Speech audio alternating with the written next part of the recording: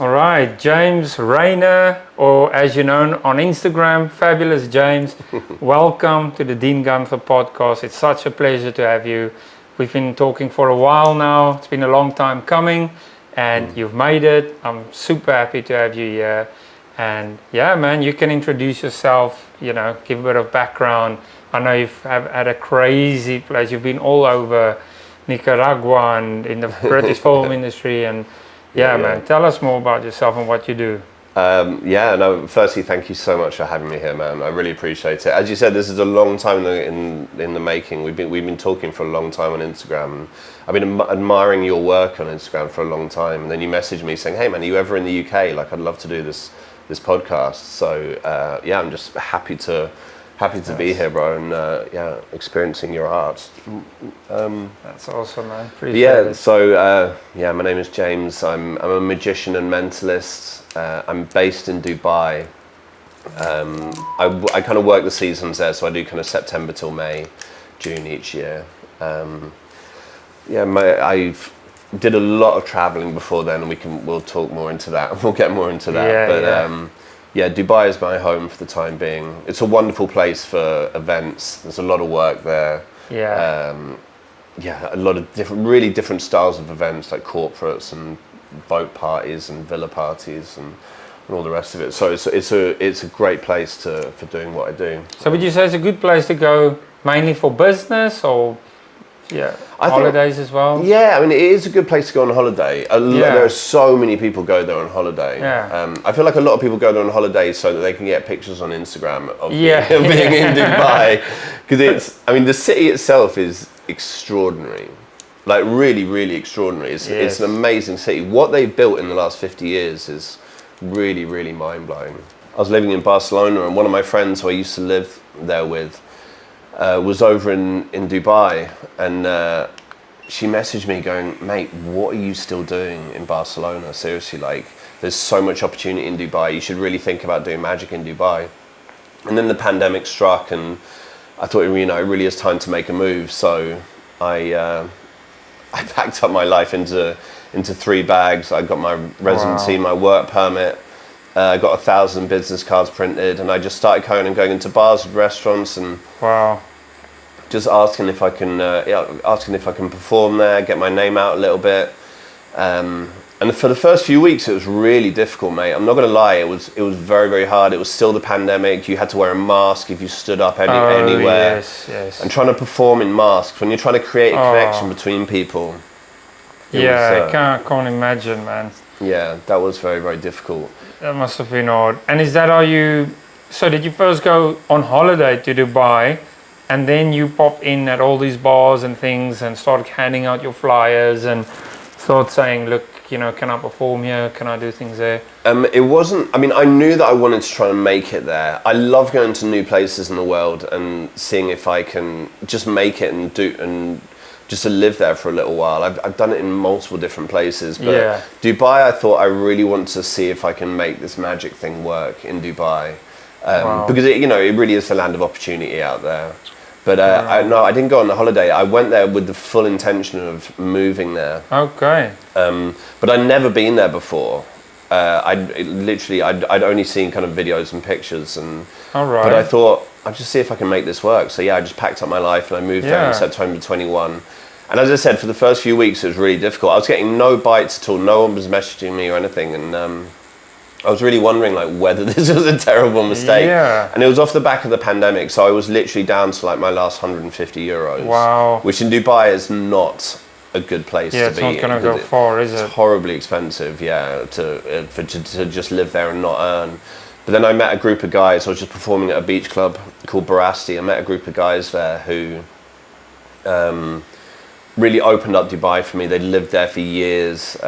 This is Dazza, John, Ryan. They've lived there for a long time, and so they started taking me everywhere, going, "Right, we're going to this hotel. Come with us, and we're going to this brunch. We've got you a comp. Come with us." And they were like, "Do magic for that group and that group and that group." And they started putting me all over their stories, and then Dubai really opened up for me. Wow. And it was that thing we spoke a little earlier about local knowledge. Oh yes. In Dubai, the most popular places are on the 43rd floor of a hotel. You just don't know it. There's no strip of bars, So That's crazy. It was very difficult trying to work in. Yeah, man. I mean, I've been speaking to somebody about tattooing in Dubai, and I thought, okay, where's the studio? And they said to me, no, it's like underground kind of thing. It's indoors. Yeah. It's not really legal, but at the same time, they do it. It's not like they come and hunt you down. No, they don't. But as long as I guess you don't give people infections and all these things, and then it kind of leads back to you. Yeah, exactly. It can probably lead to problems. Yeah. But so, what visa did you go on? How did you, and how long were you? Was there a time scale, like I have to make it in this time, otherwise I have to head back UK or whatever? Well, yeah. I mean, my time scale was how much money I had to see me out until I started earning. But as soon as I got there, I got together with a company who do freelance visas. So because I wanted to be legal as soon as possible, so they got me legal, and so I was working on a freelance visa, which is something you couldn't do a few years ago. You had to set up your own company in order to work over there. But now they've started introducing freelance visas. So I went there on a freelance, I went there on a tourist visa, and then immediately got my residency through this freelance visa. And then just started working as hard as I can. And the work started coming in really kind of thick and fast after that. And I still have to push myself as much as I can out there. Yeah. Because I never ever want to get complacent with my work there. I always want to better myself. Learning new magic is extremely important to me. I don't want to do the same 10 tricks. This year as I'm doing next year. I always want to be doing new stuff. Important to improve. Always, yeah. I met a couple of magicians who, this was years ago, and I said, oh, let's jam, let's swap some ideas. And they're like, oh, I've been doing it for a long time. I'm just gonna keep on doing the same tricks. It's been working for me for years. I'm like, that's so strange. Like I always want to be learning new stuff. Of course. I think that's the way that you keep it interesting. When I started doing card magic, and then I got really quite bored of card magic, so I stopped carrying playing cards around with me. For about 2 years, I just left my house with business cards and a Sharpie, just so that I could learn mentalism, to like push myself into learning mentalism. That is insane. That's next step for me. Like, how did you progress from the card tricks to the mentalism? And when did you actually start with the whole magic thing as a kid? What fascinated you? Who was your inspiration? Who did you look at back in the day? Right. Well, I mean, I really got into magic quite late. I was 30 when I very first picked up a pack of cards and started playing with them. I was traveling in Laos in Southeast Asia. I met a magician out there called Adam Axford. We got along really well as mates. I loved his magic. It was beautiful, but he was just a cool guy. And when I got back to England after finishing traveling, I was just like, oh, do you know what? I'm going to start learning a little bit of magic. And then Adam came back from traveling a month later. We met up in London. And he's like, oh, bro, learning magic, that's sick. So he started teaching me more and more. We started going to bars and clubs together and performing together. And I would watch him do his things, and then I'd do my bits, and he'd give me pointers. And that was in, around like Brick Lane, Shoreditch in start of 2012. Yeah, and it really just kind of snowballed from there. Adam and I are in constant contact. I mean, we talk almost every day, literally almost every day. We have little chats and that. And we Zoom like once a week, once every 2 weeks. And he's also a good magician. Ideas. Oh, he's not a good magician. He's a phenomenal magician. Like his magic brain is so interesting. Like he's a creative force of nature. I mean, even this May, he's doing a different rap every day of May. And he's asking people to suggest things for him to rap about, and then he'll write a rap about it, and he's just doing a different rap every day in May, But he lives in Sydney now, but we are still in constant contact. But it was him, he was my absolute inspiration to becoming a magician. If I hadn't have met him, there's no way I'd be a magician. Wow. I mean, I loved magic as much as anyone else. I mean, it's a really it's a fascinating thing, magic. It's very intriguing, but I never would have thought I could be a magician or become a magician at all. Adam very much changed the trajectory of my life in an incredibly positive way. Wow. And Yeah, so I started doing card magic, and it was actually when I saw David Blaine doing a trick for Margot Robbie, and he did this trick where he asked her to go to an article of anything she wanted, and then to think about that thing, and he guessed what it was, and then guessed the word in the article, and I was so blown away by her reaction, because it wasn't shouting and screaming, and it wasn't that, it was just shock. It was just jaw to the floor. Yeah. Like how the fuck is that possible? Yeah. So I immediately messaged Adam. I was like, dude, what was that? And he went, oh, this mentalism. I was like, man, we need to definitely do more of that. I think that is the thing that baffles people. I mean, card tricks is one thing. It's amazing, and you're like, what the hell did I just watch? Yeah. But when the mentalism thing, that is just a next level of mind trickery, isn't it? Yeah, it is. It is. I mean, it's wonderful. It's because card magic is very, very beautiful, and I'm absolutely taking nothing away from card magic. I love it. I'm still a big fan of it. I still do a lot of card magic, and I'm still learning new card stuff all the time. But when I'm telling you the name of like your best friend, or you're guessing your star sign on your birthday, like, that seems so much more ridiculous. But card magic in and of itself is very, very beautiful. When I go up to a group or a table or to whoever to perform, I always like to give them the option. Hey guys, I'm performing magic here this evening. What sort of magic do you want? Do you want card magic? Do you want mind reading? What would you like? And a lot of people are like, don't read my fucking mind. Like, don't, really? Because they think I'm going to go into the depths of their imagination. And I'm like, look, we can start revealing pin codes if you want. We can do that if you want, or we can just start simple. And I'll just do a couple of little simple bits of mind reading for them. But a lot of people do ask to see mentalism because they've seen card magic, they've seen some card tricks, but mentalism, it's a little bit more intriguing because it's so different. Yeah. It's such a different kind of art form. And I want to ask you, with the mentalism side of things, have you ever had people who say maybe very Christian and they think, oh, it's a bit devilish, that it's a bit like fortune telling, and then how do you explain that to them or put them at ease? It's not like white magic. People still say no, that's, you get black magic, white magic. How would you say, where does your magic fit in? Yeah, I mean, that's a very interesting question, because when I moved to the UAE, a few people said to me, just be careful about doing kind of mind reading things, because some of the locals won't like it. So I am very aware of that. And when I meet locals, I don't do mentalism. I think there's loads of other different kinds of magic that I can do that they will enjoy. But yeah, it's not magic. It's learned. I mean, it's practice. If people ask me if I'm psychic, I say no, I'm not psychic. What I've done is learn and study. I read a lot about psychology. I read a lot of body language stuff. All of those kind of things help with mentalism. I would certainly never want to do anything that makes someone uncomfortable. And I've had some people go, it freaks them out a little bit too much, because it is so wild when you're revealing, how many days they've been alive for when you don't even know their birthday and stuff. It really is like very wild, the kind of stuff that you can do with people. But magic, it should be happy. I always say happy magic. I joke sometimes when I say to people, think of someone who really means something to you, someone who makes you happy. And I always say, someone you're going to speak to in the next week or two. And no one dead, please. I just don't want people to, to well up or anything. I don't want people to have that. Yeah, okay. I don't want people to be. I want to keep it happy, sad. like you said. Yeah, exactly. Like, keep it happy, keep it upbeat. Yeah, exactly.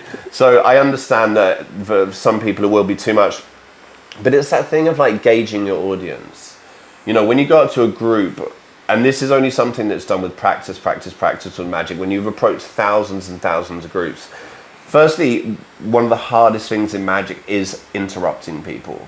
When you have a group of people that all sat around a table or a bar or a restaurant or doing whatever they're doing, just going and interrupting them is a difficult, and it's an art form in being able to do it. And I found out the best way to do is I just walk up and I stand near a group, and then eventually they'll look at you as in like, what are you? Who are you? They'll naturally want to know. And then I say, guys, I'm so sorry, I didn't mean to interrupt. My name's James and I'm performing magic here this evening. So you've automatically apologized for the interruption straight away. Yeah. Introduce yourself, they know who you are, and then say why you're there. Because they'll automatically think, what does this person want from me? Do they want money? Yes. If you just dispel all of that immediately. Yeah. And then identify in the group who really wants to see something.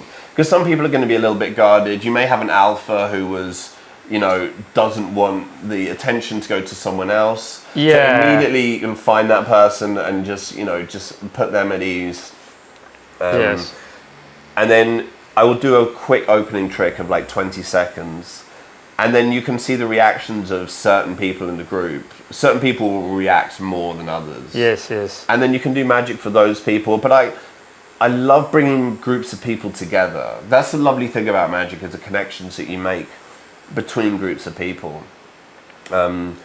So, and especially that's why it works so well at weddings and at conferences and stuff like that, because it's groups of people. You're literally bringing groups of people that have never spoken before, and then creating magical moments between the two of them. Yeah, it's a universal language, really. That's 100%. But I mean, who says no to magic? Someone ever comes up to our table, I'll be like, yeah, please. No, but honestly, sometimes people are like, no, we're good, thanks. It happens, it does. Yeah, I guess. And then I'm like, oh, okay, yeah, no worries, guys, have a lovely evening. Look. And then I'll go to the very next table and I'll absolutely murder. Yeah. I'm like, oh, hey, come back. I'm like, no, sorry. No second chances, mate. Yeah. But generally magic is quite intriguing, and it's quite rare. I can count on one hand the number of magicians I saw in my life up until the age of 30 when I first started doing magic. I really think it's quite a niche art form. Yes.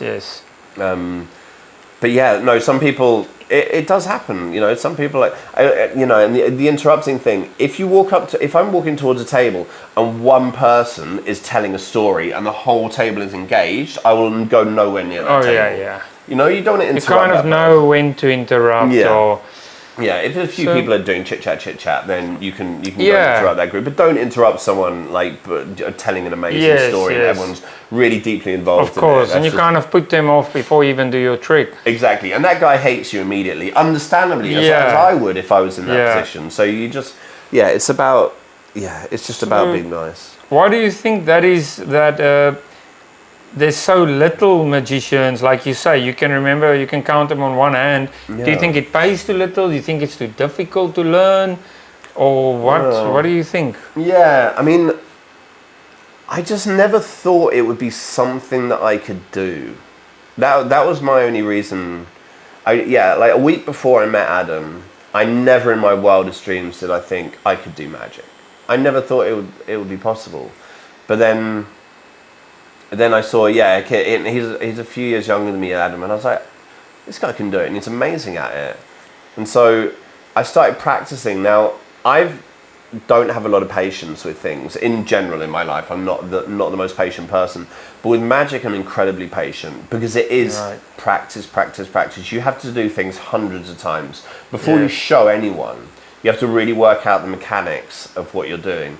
And then you need to take it to one person. And I do this with one person, someone I know very well. And I will show them that trick and just run through the trick. Because then you need to work out what to say. And you need to make that interesting, make that engaging. It's called patter, what magicians say when they're doing magic. So and that's the thing that I really work on. That's what I really love, because I love writing. I mean, I did creative writing at university. I'm passionate about writing. So writing good scripts to do magic is something that I really, really enjoy. And then you need to just start doing it more and more and more. And I've done some tricks I've done hundreds of times, and then I'll do something ever so slightly different, and I'm like, oh, that's so much better.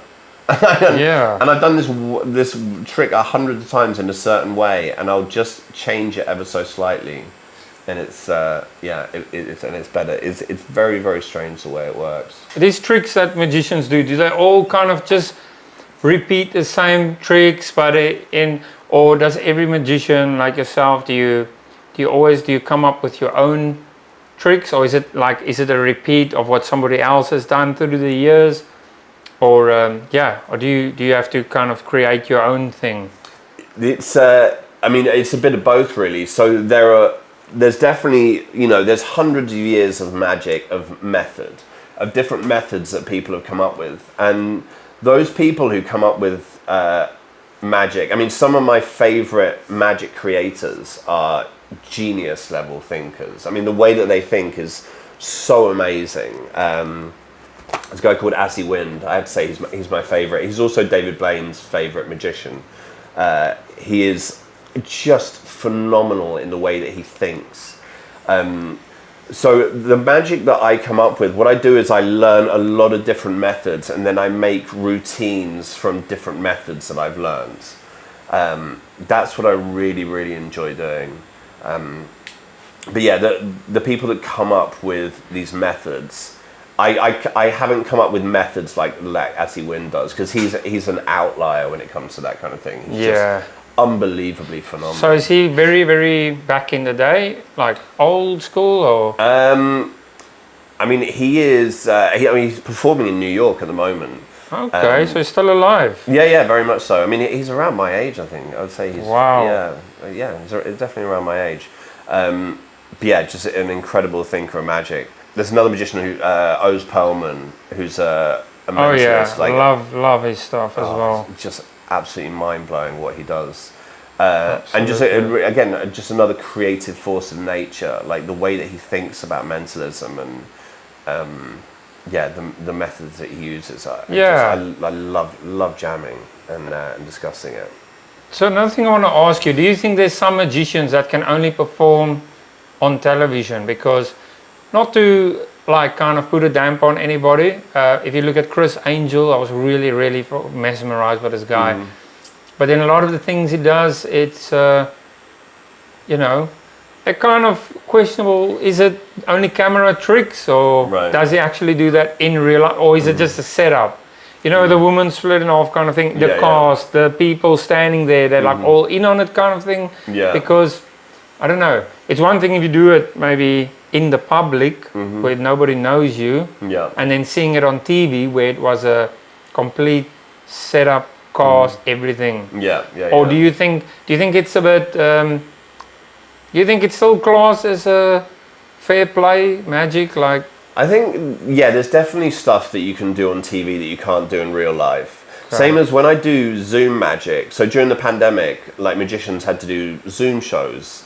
And that was actually very fun, like coming out with magic to do where you can just do on Zoom. There's tricks that I can do on Zoom that I can't do in real life. Because in real life, I'm surrounded by 20 people and I have to, that's 40 sets of eyes looking at me. With Zoom, I have one eye, which is the camera on my computer looking at me. So all my stuff is kind of laid out around the computer, so you can get away with a lot more.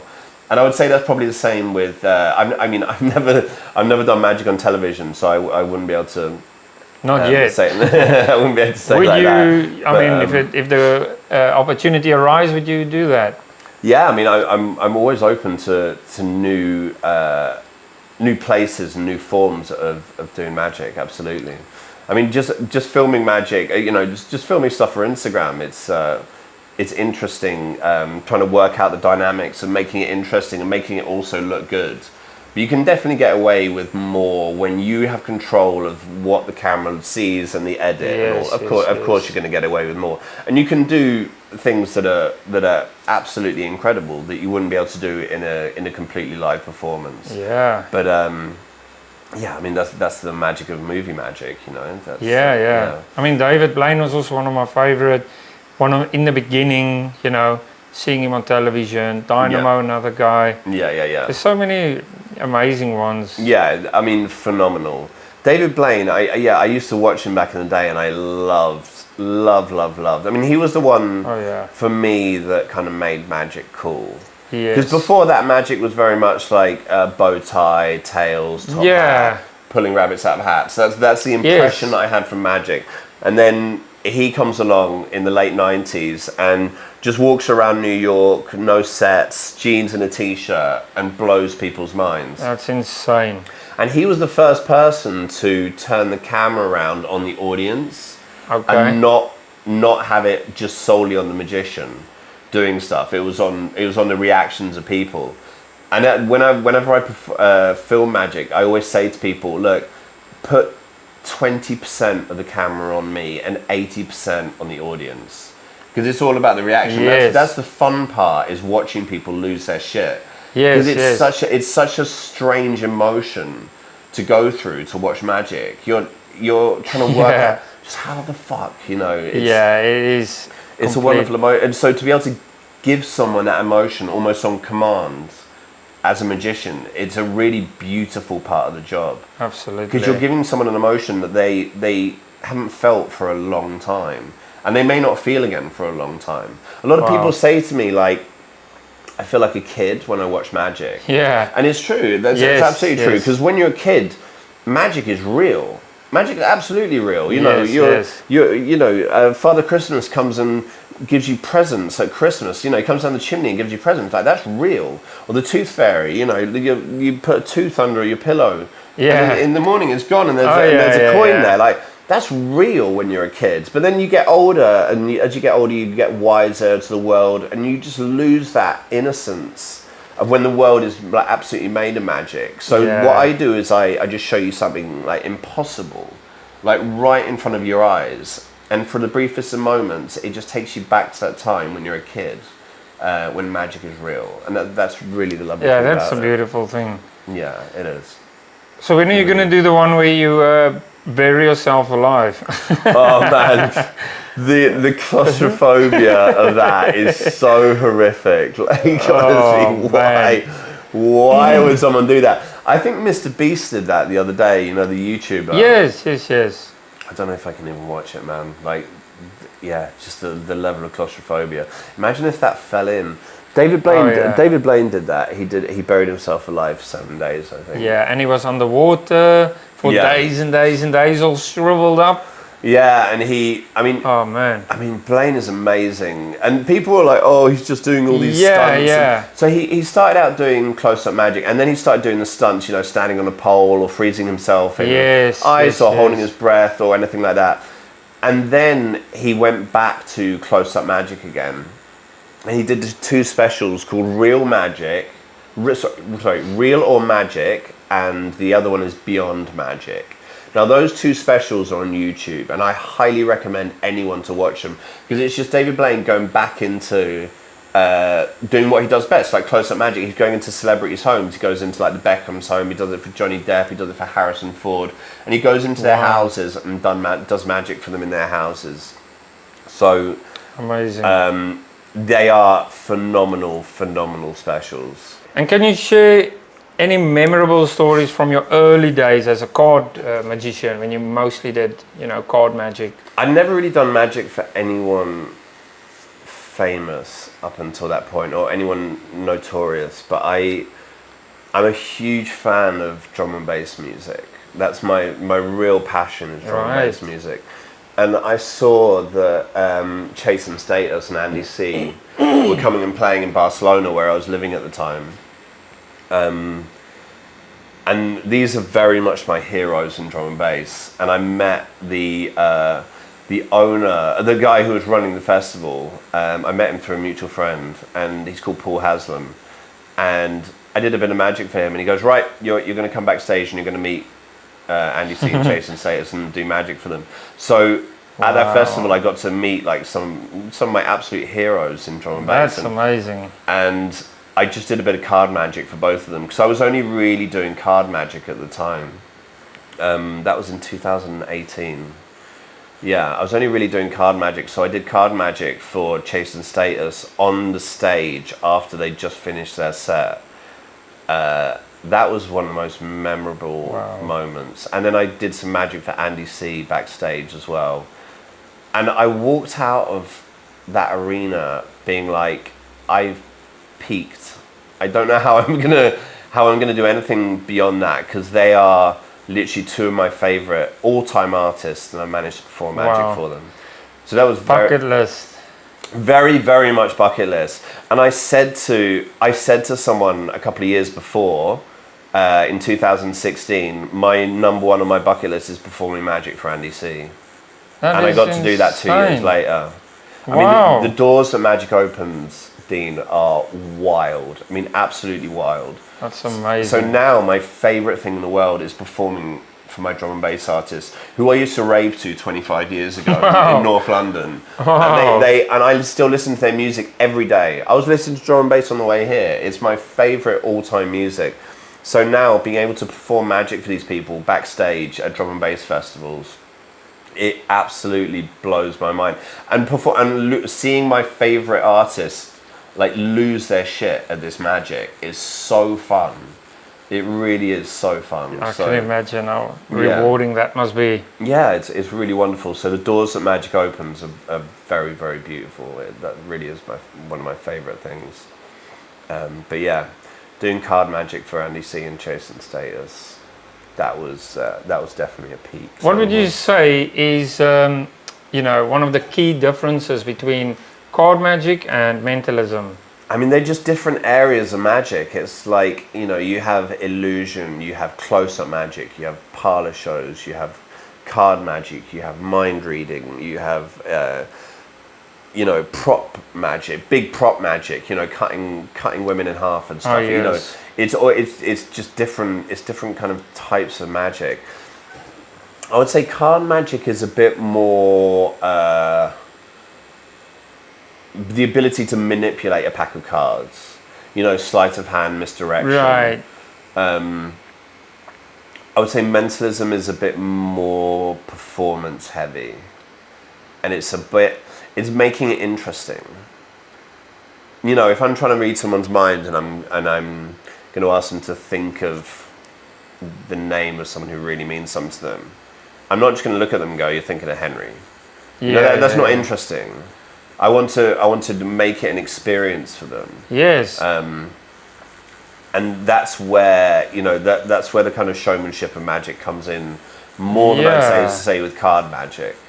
But yeah, as I said, the patter, what you say with Magic, I genuinely think it is as important as the Magic. You really want the performance to be memorable. You want them to remember it, but you want them to remember it for the right reason. Yes. And yeah, one of the lovely things about Magic is that every magician has their own style. It's completely unique. There's no two magicians who do exactly the same magic. Yes. I mean, maybe Penn and Teller or some magic double act who all they do is exactly the same magic. But generally, there's no two magicians who do exactly the same tricks. And everyone has their own style. David Blaine is was quite deep and mysterious. In my younger days, I used to be a lot more cocky when I was doing card Magic, because I was just doing it for fun in bars when I was partying. It was just ways to meet people, and I would be a lot more cocky.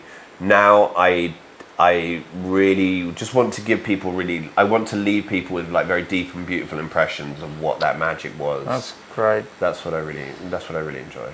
But not to give anything away or breaking it completely down, but like you say, for instance, guessing somebody's name, or even how do you come up with a number, say you've been alive this many days or whatever. I can't even comprehend how to start thinking and coming up with this, because or just coming up with maybe a random day in a month of whatever year. I don't even know if that's possible, but I think people do these things, and I can't even comprehend, where do you start thinking this, or thinking somebody's name, or like a date? You don't even know this person. Yeah. I mean, doing Magic when you've literally just met them, which is 99% of people when I'm performing it is when I've met them like 2 minutes before.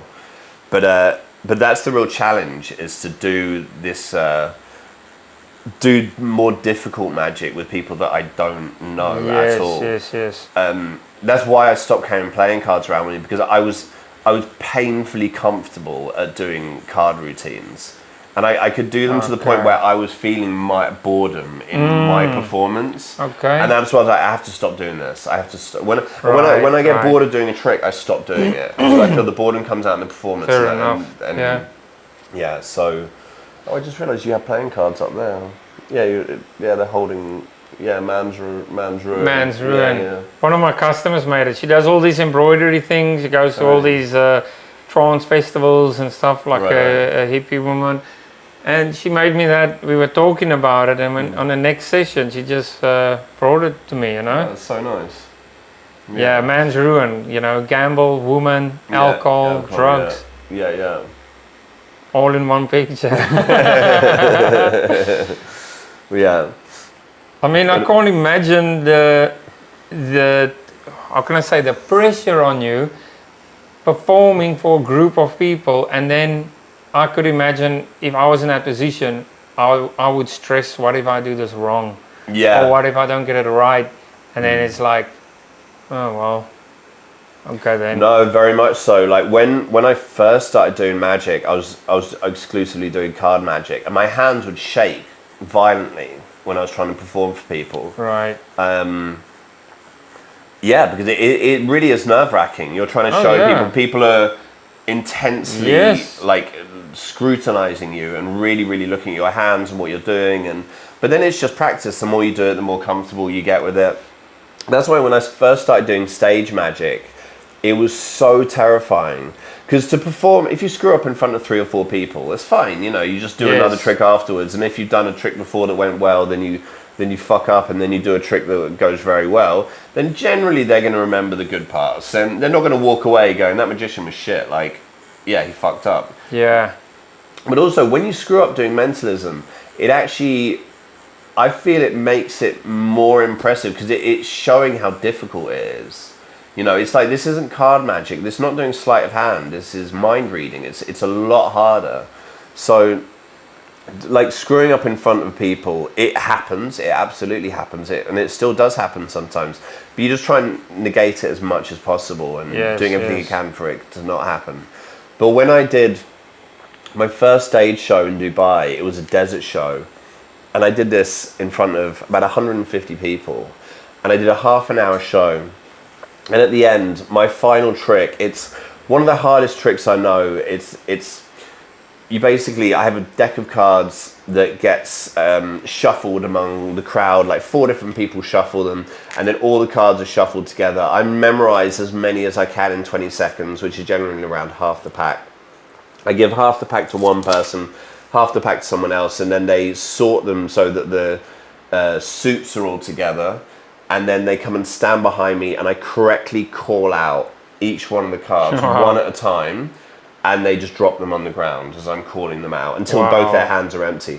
Now, it's a phenomenal trick. It's still the closer to my stage show, but what that day in the desert, it went horrifically wrong in front of 150 people, and I had no idea how to deal with it. When it collapsed, I was just mortified. I just kind of slinked off stage, and I phoned up Adam the next day, my mentor, and was like, dude, you know, you have to know that this happened. And he went, mate, actually, it's good that that's happened to you. Like, stand-up comedians, even the world's best, bomb hundreds of times.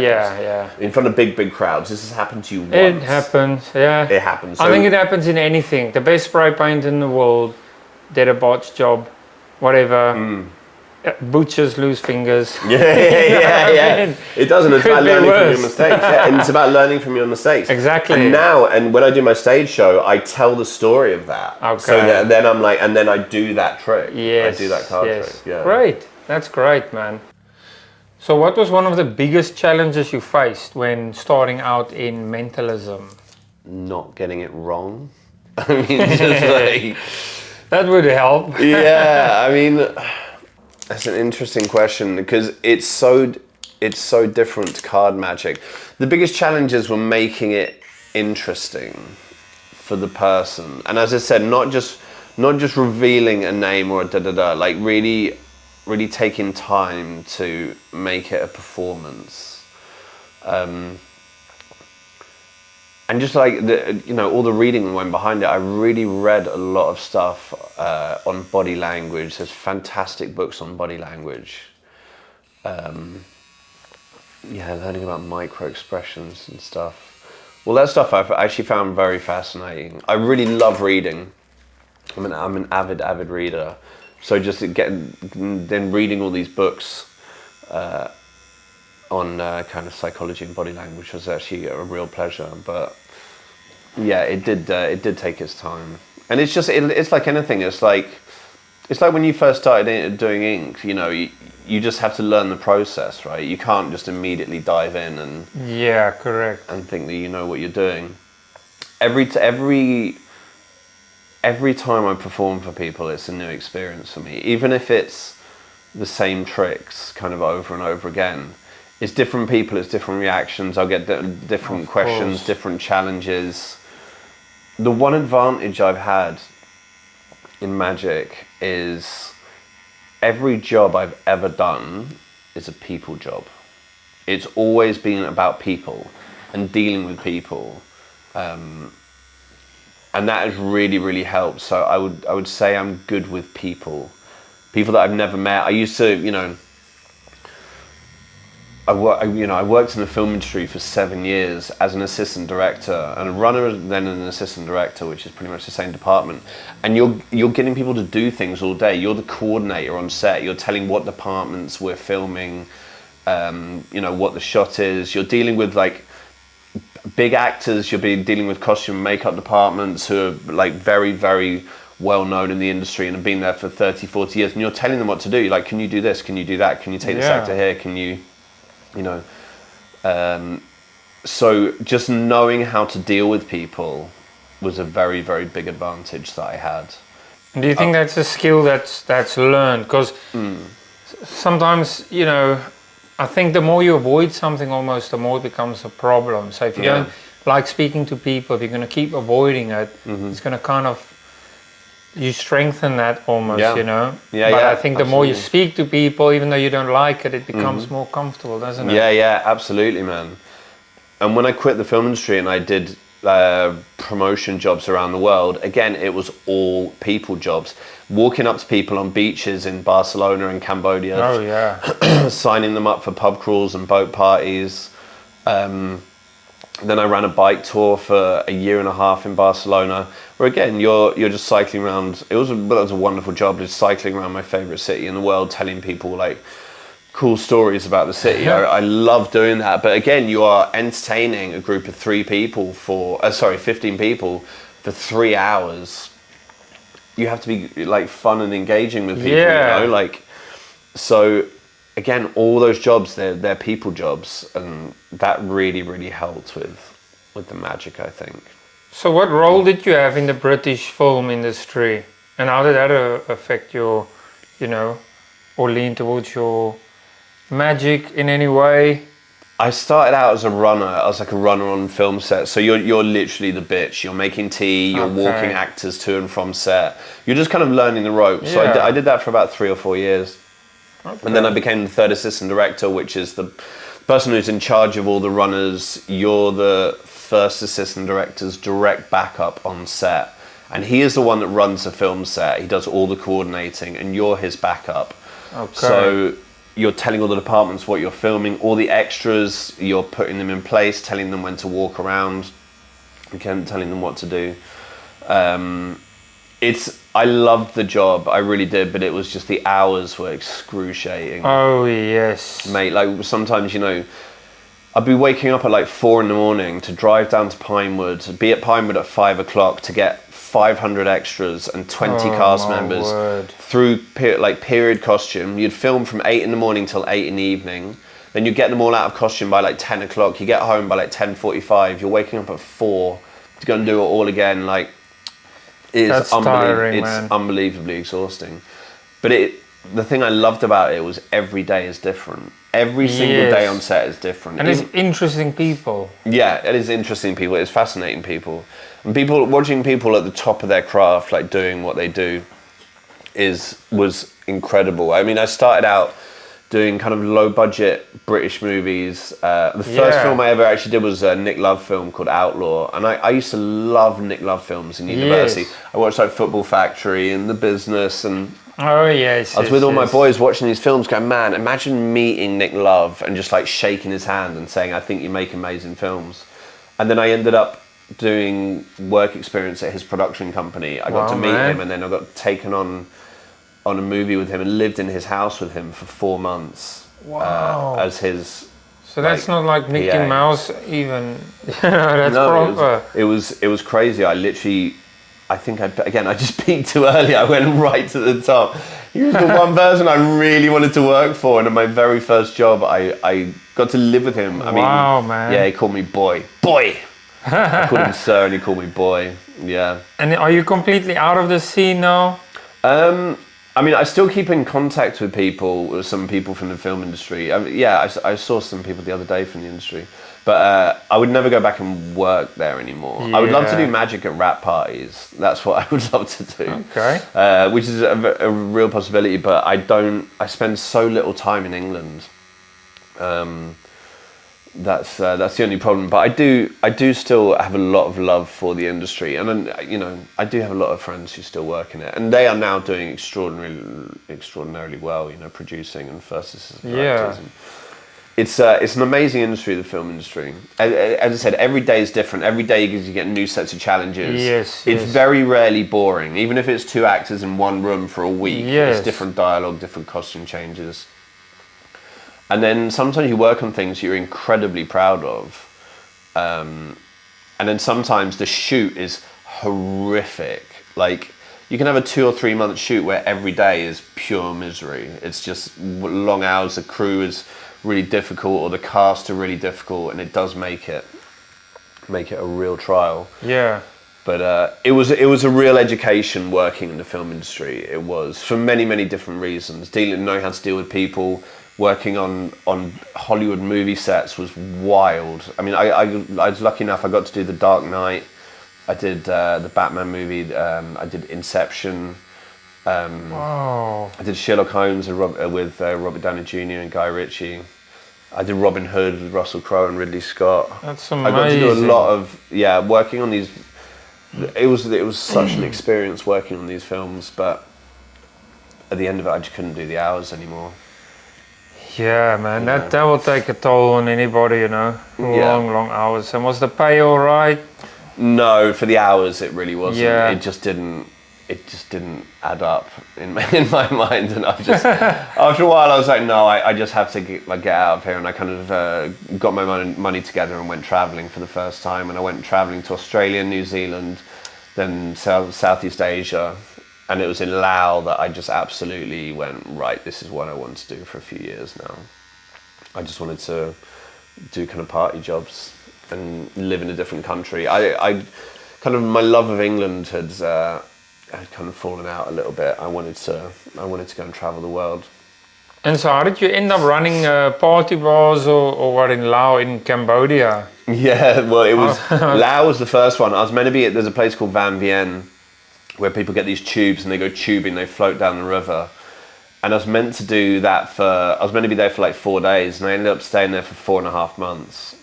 And the guy who was running the bar, called Gibson, he was going back to England, so he left me the bar, and he just left in charge of like running the promo team, just making sure that lots of people are staying in the bar and drinking. And it was a wild time, because every day it was just a crazy party.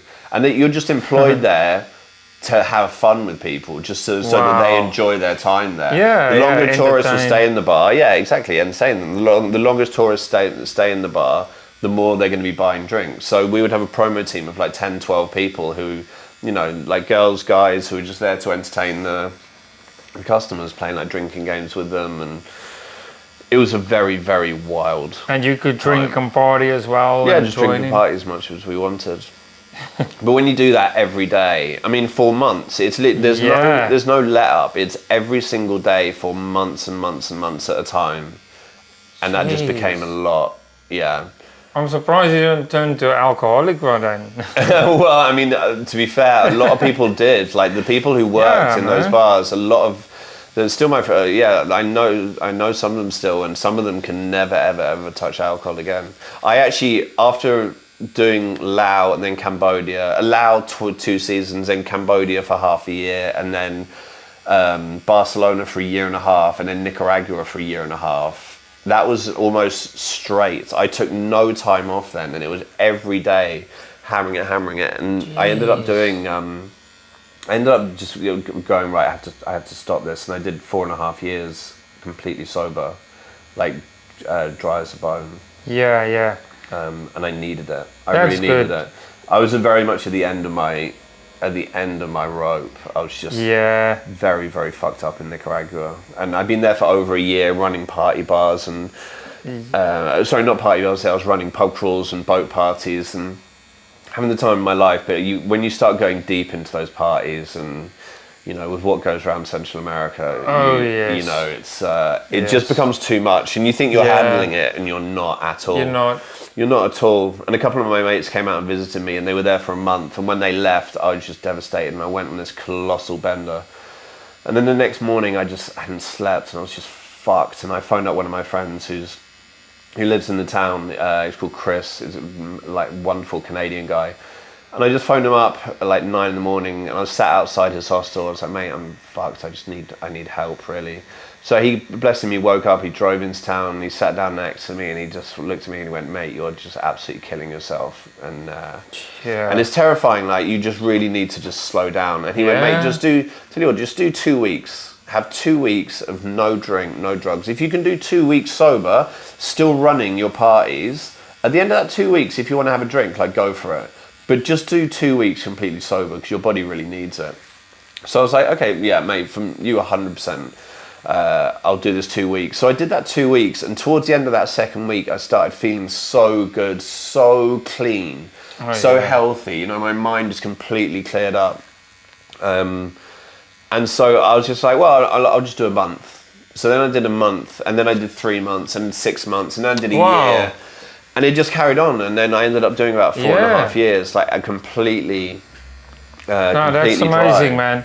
I mean, myself, I'm over 6 years sober now. 9th February, I was 6 years sober. Amazing. And I went also through stages of partying way too much, and I kind of lied to myself. First time I tried to go sober, and I managed about 2 months, but then there was this thing called Underberg. It's 47 herbs or whatever, and you can sometimes beat, but it's 40% alcohol. So it's strong. It's like a shot of brandy or vodka, but it's herbs. It's more herbal, so it's not like a drink. It's more an appetizer to help with your food after. Right. So I kind of tell myself this shit. Now I'm not drinking. I'm just just having this after food. But then I'll find myself buying a box, and I'll just have these things. Right. And then I said, okay, I'll have only beer or no shooters or only red wine. Right. But that only lasts for a week, maybe. And then if you're on one, and your friends will buy shots or this, and if you have a few beers in, you don't care. You'll just be like, go on. Yeah, exactly. And I fell off, and I drank even harder than ever before. And then I came to a realization, need to go sober. And I realized it's all or nothing with me. Right. Some people, they can handle it, and good for them, But I myself, I cannot. So my partner also don't drink, don't smoke, no drugs, nothing. So that helps a lot, Yeah, for sure. But it's great to know that you have that self-discipline. Yeah. I think it came to a point where I went in hospital a few times, and got a bit addicted to that Ativan. Those. It's like an anti-seizure. Right. But yeah, there's been some bad times, and alcohol withdrawal can be life-threatening, It can. It's what killed Amy Winehouse, mate. Yeah. And a lot of your friends, they'll be like, they'll enjoy having a good time, drinking, whatnot, the next day. The normal hangover. But for me, it will turn into withdrawal, and it just gets worse and worse as the day goes on. It's horrible, man. Some of the hangovers I used to have, there were 2-day hangovers was standard. Yeah. But there's no night out anymore that beats like a nice fresh head in the morning. Oh yes, it's just the best. Yeah, waking up completely fresh, going and exercising. It's that's it. Yeah, it's the best, mate. It really is. I gotta say, I think I'm genuinely lucky that because I can now have a glass of red wine with dinner and then just drink some water and go to bed. I'm glad that I can do that, because it is a little pleasure. That's good. Yeah. But at the same time, it's way better for you to never touch alcohol. It really is. It is, man. Like you say, you feel so good, and you're much more productive, and it is amazing. Yeah, 100%. And I just have so much respect for people who are sober, because I know what it takes to be sober, and still to go out and be around people who are partying. And I just became a people watcher. I always find people fascinating. I always have done. But yeah, like if you're going out and with party people and not drinking, you become a people watcher. Oh yeah. And what's one of your most memorable times running party bars in Southeast Asia? That place was so wild. It was so wild. There was no rules. Like you could do whatever you wanted. Like that was the thing. That's what I loved about Asia, is the freedom. You can do whatever you want. As long as people were having fun at the bar, I don't care what any of the workers did. As long as people were enjoying their company. We would spray paint stencils on people. We would write all this stuff down their arms. We would ask all these questions about their sexual history and just write it. We used to call it the sleeve. And we would just write, how old were you when you lost your virginity? What's your favourite position? Have you ever made a naughty film or taken a picture? And you'd just draw all these little, if you had a threesome, draw little stick men and stick women. And just playing just these fun little games with people. And it was just a very kind of wild, free time of just having as much fun as possible with an amazing group of people, because you'd have all the promo staff who were all just fun party people, and then you'd have a constant flow of people who would travel through Van Bien, big groups of Aussie lads and groups of Swedish girls, and it was an amazing time. But those times you just can't do it forever. At some point you got to kind of I call it kind of grow up. Yeah. Where you realize the party kind of comes to an end, and it doesn't mean your life has to be boring, but you need to know my body's getting older. I need to take on responsibilities. Yeah. If I want to start family, house, kids, my health. You can't be drinking yourself into a fucking grave. No, you can't. When you're 30 years old. No, you can't.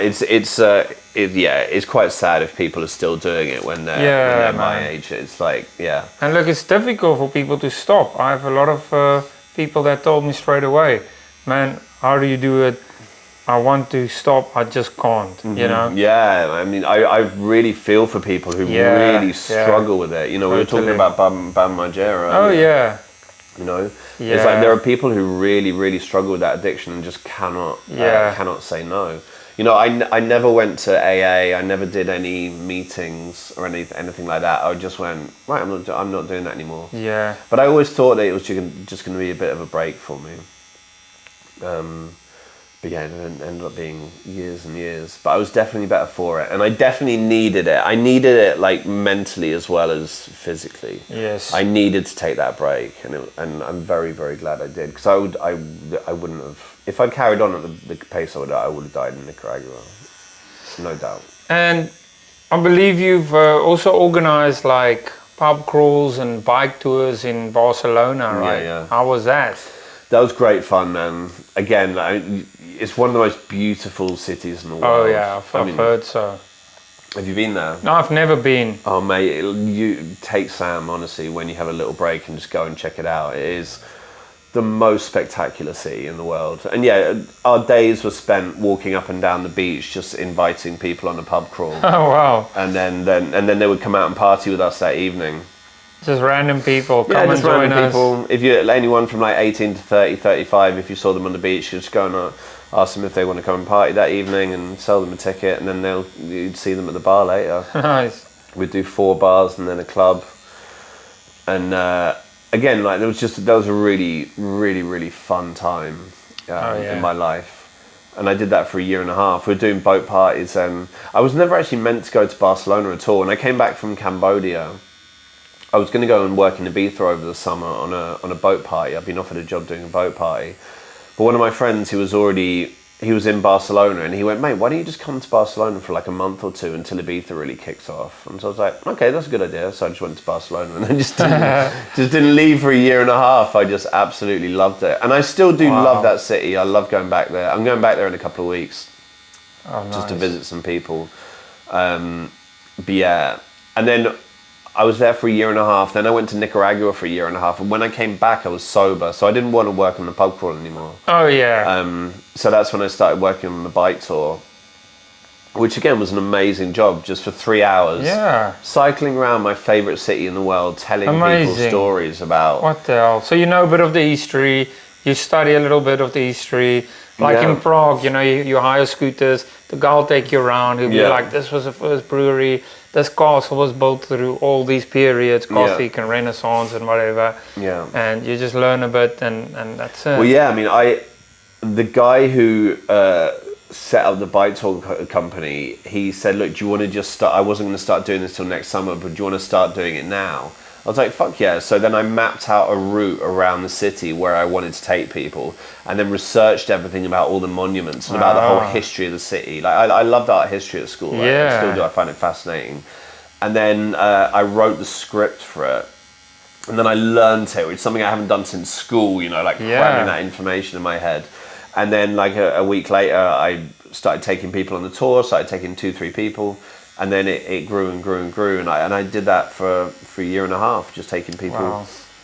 I literally feel like I've lived my life in year and a half increments. It's always like a year and a half, year and a half, year and a half. But when I start to get bored of something, or when I stop doing it, and I change, and I go on to something else. I always just find it's so important when you get bored of something. It's never just sit with it and be like, oh, okay, so that's fine. I'll just keep on doing this. This is my life now. Yeah. And like, we're lucky. We do creative jobs where we do have that option to go and do something different and change. You know, my mum did 11 different careers in her life, all like very creative, very you know, and she really put herself out there and did different things because she got bored. And I think it's an important thing to do. Absolutely, man. Always challenging yourself. Yeah, I was going to go to Barcelona in 2020 in October. Mm-hmm. I wanted to just go away for my birthday, just on my own. I was single that time, and then it was lockdowns and shit, I couldn't go there. Then I ended up finding Madeira, Portuguese island. Never heard of the place, and I thought, okay, it's the only place I can go to. It's not locked down and stuff. And I went there, and it's absolutely amazing. One of the most beautiful places. I love it. I don't know if you've been there before. I haven't been to Madeira. I can definitely recommend it. Sweet. Yeah, the lockdowns are a weird time. Yeah. Weren't they so weird? I remember thinking this at the time, like, and we can look back at it now and think, that was such a strange time in our lives. Everyone having to wear fucking masks and... Yeah, man. The lockdowns in Barcelona are way more savage than here. Here you could like go for a walk and go for a run and stuff, couldn't you? Oh yeah. In Barcelona you weren't allowed to leave your apartment unless you were going to the shop or to the hospital.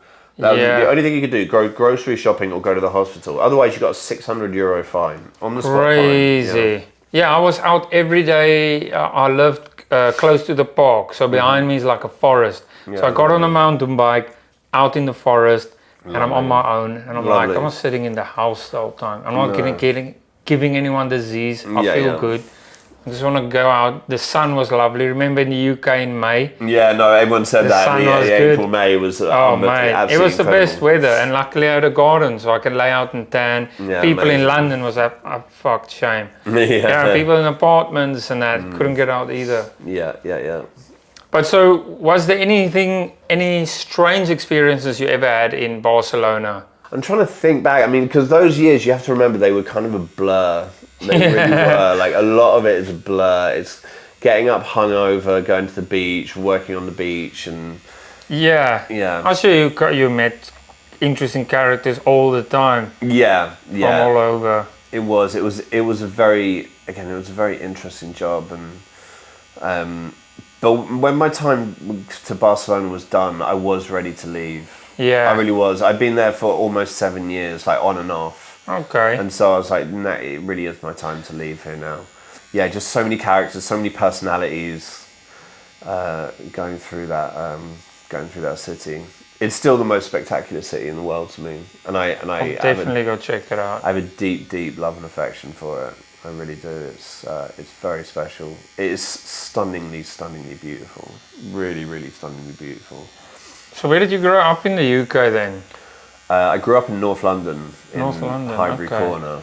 Have you been back there ever since? Yeah, I have actually. I took my partner there a couple of years ago when she visited London, and we went back to the street that I grew up on. Wow. And I love the nostalgia. I don't know whether it's just a thing of getting older. I love going back to that area. Yeah. And just this is the area that I was a kid, you know. Yeah. And I grew up and. Same. When I go to South Africa, I kind of, Yeah, it's a nostalgia. Check out the place. It's lovely, isn't it? Going back to these places. Did you have to wear a stab-proof vest? No.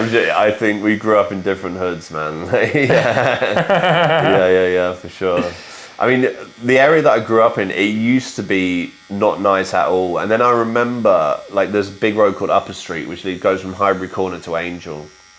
And it started becoming very, very trendy when I was about 11, 12, 13. But before then, it was very grotty. Then all these, like, really classy wine bars started sprouting up along it.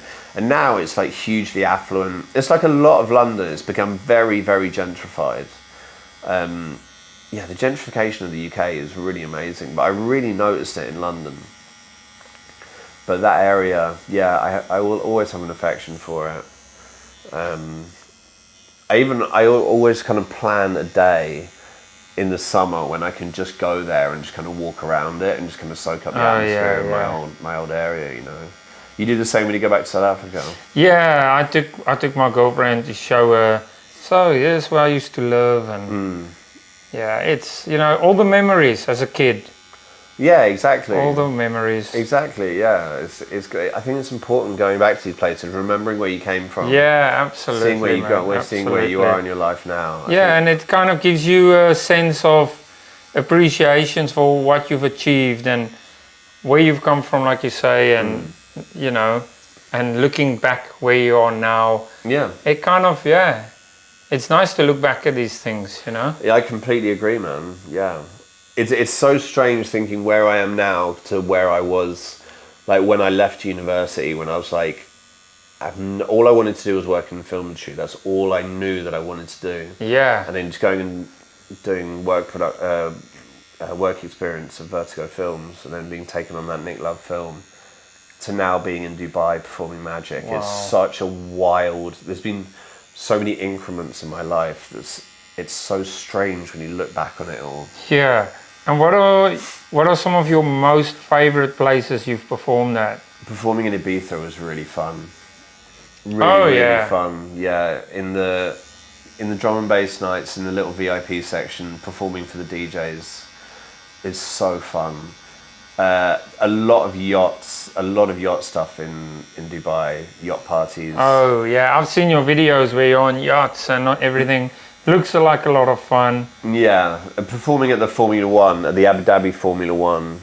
I've done a yacht there each year for the last 3 years, where you're just performing and then you get to watch the Formula One on from a yacht. I mean, it's so crazy when you talk about it like that. You're like, it's so crazy when you say words like that, but that's literally the job. Wow. Is it like a contract that you signed with them or whoever there in Dubai? Yeah, I mean, whoever employs me, because I'm freelance. I have my own company there. Oh, okay. Now I was freelance I was on a freelance visa, and now I have my own company. So are you, like, how long can you live there? Do you have like a residency or citizenship, or how does it work? I have a 2-year visa. I think 2 years is standard. I'd love to get a gold visa. The gold visa is 10 years, which is amazing. Right. But yeah, you just renew the residency basically. Okay. It's a very well set up Dubai for people who want to go and live there. Yeah, really is. Even foreigners. Yeah. No, especially foreigners. Like, the process to live there is very streamlined. Because it's like 80-90% expat. There's not that many locals compared to the expats. It's mostly expats for sure. I do want to go check out the tattoo scene. There is a studio who I'm in connection with, speaking to. And yeah, I'm a bit kind of worried because it's illegal, you know, in a sense, like we said earlier. But I don't know to what extent, like, you know, as long as you're indoors and not set out on the street doing it. Yeah, but yes, for sure. I mean, I did look up the legality of it. Legally, you apparently have to have a medical license to tattoo. Now, the thing is that they are not going to start kicking your door in if you're tattooing. They're just not. They have other things to deal with. But I know that there is a tattoo studio there. It's just the scene is a little bit more underground. But I mean, I know people that have tattoos there. Yeah. So it's definitely a thing. And if you were to go and guest spot, then you 100% should do that. Because there are people that do go and guest spot at this studio. So it would be well worth doing it. Yeah, man. How do you cope with the heat there, man? Like, it really can be difficult. Well, in the winter time there, it's actually perfect. September is still very hot. And then it goes lovely for a long time.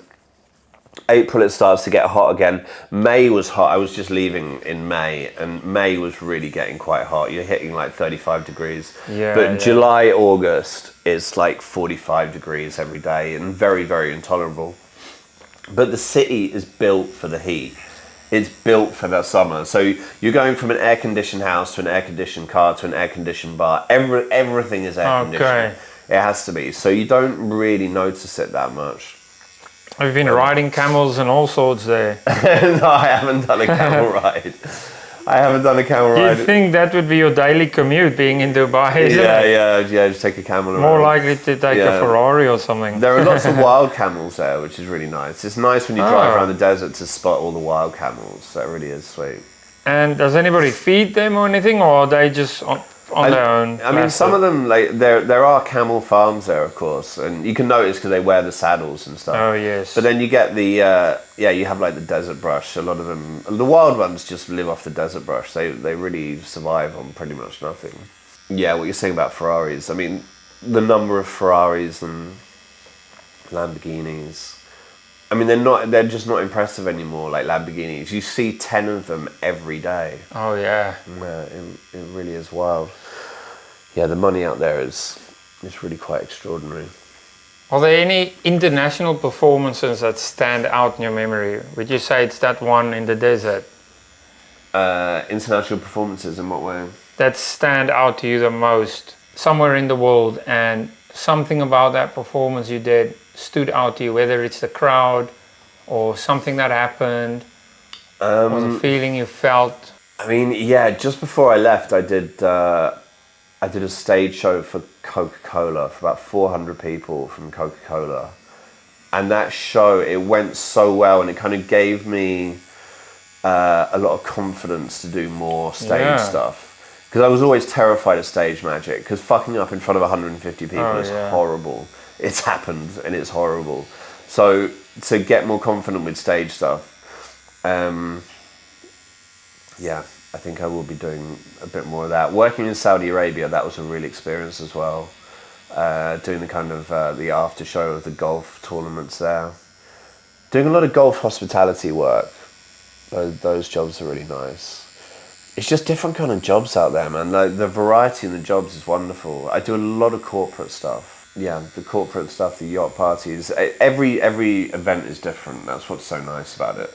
I just love variety. I feel for people who just sit in an office looking at a computer screen from 9 to 5. Like, how you can do that, you know. You want the variety. Yeah, the jobs in Saudi Arabia, they were very special. And how do you adapt your performances to the cultural differences?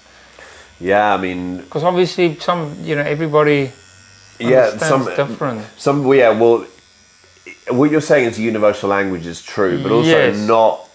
Sometimes I've done magic where the people speak zero English. Yeah, so they look at you like, what are you doing? So I wouldn't do like mentalism with them, of course. Of course, I would do like, visual magic, like card magic, stuff like that. Because even monkeys can understand that. Yeah, you've seen those videos of like people doing magic for monkeys. And then he's clapping and fucking loving it. Yeah, it's so sweet. I love it, man. Yeah, it's so sweet.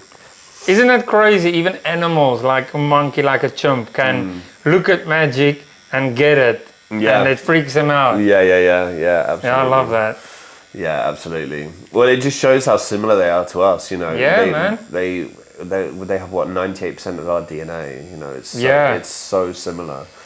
They have the same emotions as us. No, I do love those little videos of people doing. There's another beautiful video of people doing magic for dogs, like just getting a treat and just vanishing it. Yeah, the dog trying to find it. It's it's very sweet. I do very low-level magic with my dog, where I pretend to throw the ball, and then he looks, and then I just stick it under my arm. And then I show my hands. Where is it? And then he thinks, "What the hell?" No, but still, that's magic to him. You know, that is magic. He won't understand that. How old is he now? I love it. 6 months he is. Oh man, so amazing to have a puppy. I love him. Puppy energy. Yeah, he calmed right down. It was quite hard work in the beginning when I was teething, but understandable, you know. Oh yeah, I mean, you really have to train. You really have to train dogs, don't you? It's not like a cat. Cats are so easy. Yeah, cats. With dogs, you really have to train them. Especially your breed of dog. Like, you want to train them properly. Yeah, they definitely need more attention, I'd say, than a cat does. Yeah, for sure. I've seen him on your Instagram, man. He's an absolute little cutie, little blue boy. So can you share an example where you had to significantly adapt your act, you know, for the audience to understand? Or it's not one where I've ever had to really significantly change. It's just sometimes I feel so with mentalism, sometimes it can be a little bit too strong for people. When people get really freaked out by it, and then I'll be like, oh, okay, so I just need to dull it down a little bit. So then I'll do some sleight of hand and, you know, a little misdirection and more just kind of gentle fun bits. Yeah. Because sometimes the thing that started going viral in Dubai was me unlocking people's phones. Oh really? I get asked that a lot. When people meet me for the first time who see me on Instagram, they're like, unlock my phone. Really? So my phone, for instance, got a fingerprint unlock or whatever. Yeah. Or you do the pattern, whatever you're doing. Yeah. It's, I mean, I do PIN codes. I do the actual numbers. Yeah, okay. Yeah. But how would you even go about that? I know. Does it take you a few tries, or do you do it like first time, or do you have to look into the eyes? Yeah, I look into the eyes. Really? To do that. Yeah. And I mean, from looking in the eyes, can you actually see numbers physically? No, you can't physically see numbers, but if I say the numbers from 1 to 10 and stuff, it makes it a little bit easier. Okay. But you've got your ways, yeah. Yeah, exactly. There's a method to the madness, you know. But yeah, the PIN code unlock thing is a really fun thing to do with people. It's one that I'm known for quite a lot in Dubai. But again, I always like to change my act and vary it. Like so the last in the Abu Dhabi Grand Prix, I did a yacht for a group of construction workers from Holland, and they were celebrating a big contract, so they hired a yacht and then they watched the race from it. And I unlocked one of their phones, and I swear to God, I must have unlocked 15 phones for those guys, because they were like, "Oh my God, you just did it. Unlock mine," and it just went. My word! Yeah, and it got to the point where I was like, "Guys, you know that I can do that. I've done it 4 times in the last 10 minutes. Like, let's do something else." Yeah. Do you ever get annoyed with a drunk crowd or something? Do you get those? Yeah, it is difficult dealing with drunk people sometimes because they are inherently annoying. Or the trick goes over their head. Yeah, I mean, I always say that between 1 and 4 drinks is like the perfect amount of alcohol. Yes. Beyond that, people just they just want to fuck around. They just start being dicks, or and that's just the nature of alcohol. And I really try not to get annoyed at people, because the most important thing is that they're having a good time. Yes. And that they're enjoying themselves. That's the most important thing. If I'm getting annoyed at them, I just finish up what I'm doing and I just walk away and find another group. Yeah, that's it. It just makes it way easier to have a glass of wine, just to take the edge off. Like dealing with people when they're hammered, because people like saxophone players.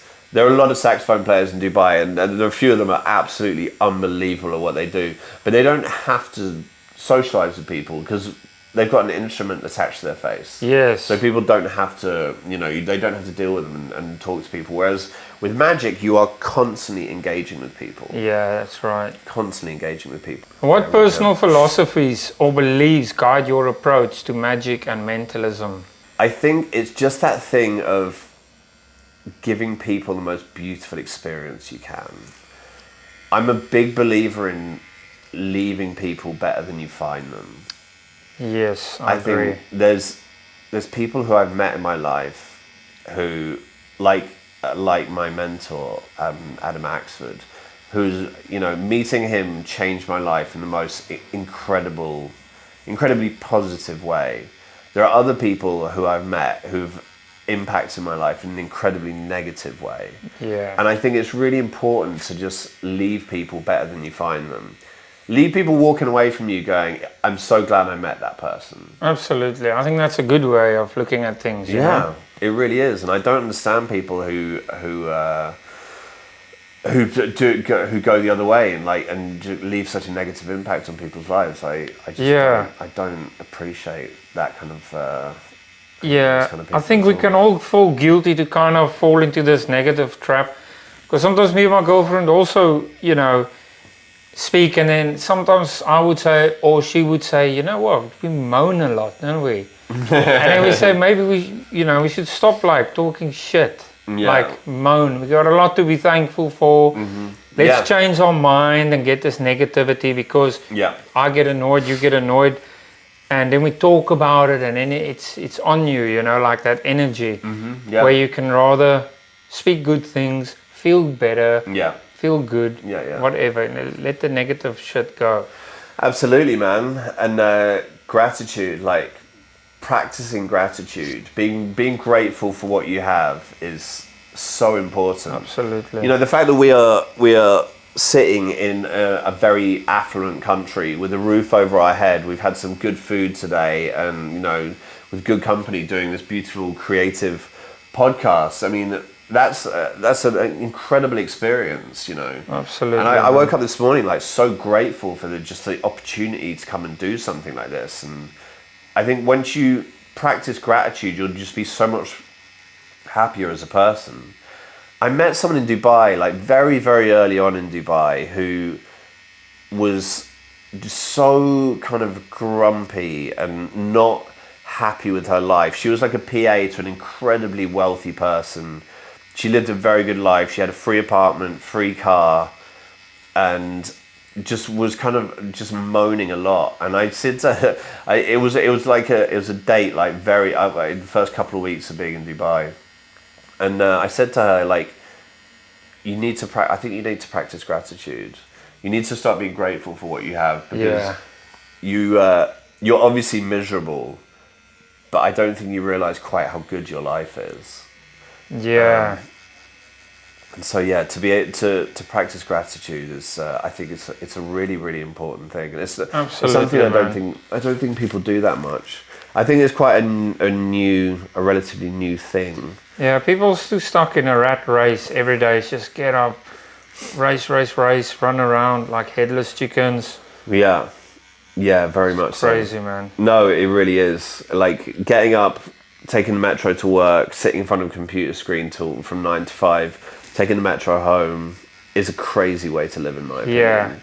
And I'm incredibly grateful that I don't need to live a life like that. There are millions and millions and millions of people who get up and go and work in a job they absolutely hate. And if you hate your job, you're going to hate your life. Oh yeah. It's that simple. You're going to spend more time at work than anything else in your life. And you see these people that complain about mental health and that, but the thing is, it's not mental health, it's a calm down.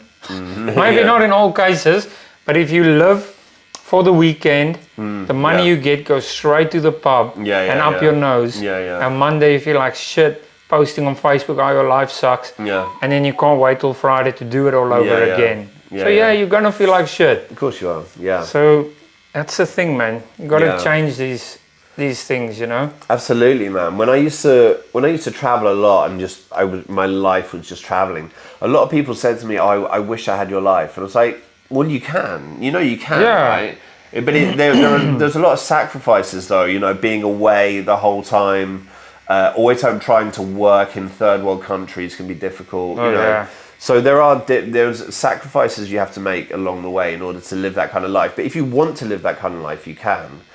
If you're stuck in a dead-end job, do something about it. This is your one chance at life. Like, don't just sit there and bemoan it and go out and drink your sorrows away. Like, do something about it. But I don't think a lot of people just don't think that they can change. Yeah.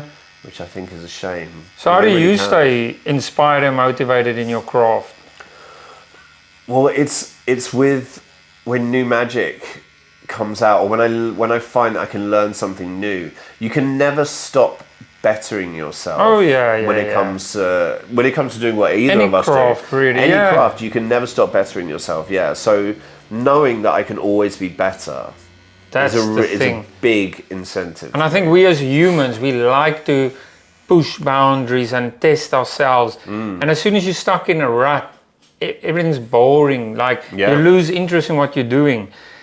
Same with the tattooing. If I must do the same thing and it's stuck in my ways, it will be absolutely boring. Sure. But you've got the technology and iPads and programs and AI and all this shit. And you got to keep up, otherwise you're going to fall behind, you know? Yeah. So I think in all aspects, that's important, to stay interested and stay hungry and learning, Always, man. Always. Like, always challenging yourself. This is one thing I've really been inspired by over the last few years, is to challenge myself. And when I get bored of something, just stop doing it and move on. Yes. I did a really deep dive on TED Talks, just before the pandemic, actually. I did a big deep dive on YouTube, and I watched as many TED Talks as I could. And one of them many of them gripped me, but one of them was a guy who was talking about cold showers. And he's been taking cold showers. And he challenges you at the end of the TED Talk. If you want to look it up, it's called, if you just do TED Talks cold showers, there's a guy called Joel Runyon. And he was an Olympian who wanted to start his own company but didn't quite have the gall to do it, he didn't quite have the balls. And he met a guy who went, look, take cold showers for a month, and then by the end of that month you'll be able to leave your company. And so he did that. And so at the end of the TED Talk, he challenges you to take cold showers for a month. Now, I was living in Barcelona at the time, and everyone thinks Barcelona is hot all year round, which it is not. It is freezing in the winters. And also, the apartments are made for the sun. They're made for the summer. Not many of them have insulation, and, they're very, very cold. And everyone knows that if you lived in a cold apartment, getting out of a hot shower into a cold apartment sucks. It really does. So I started taking cold showers, and the first few showers are horrific. Like, it's horrible taking cold showers.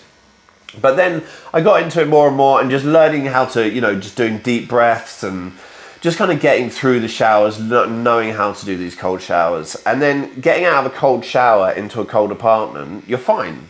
Because your skin is the same temperature as the cold air.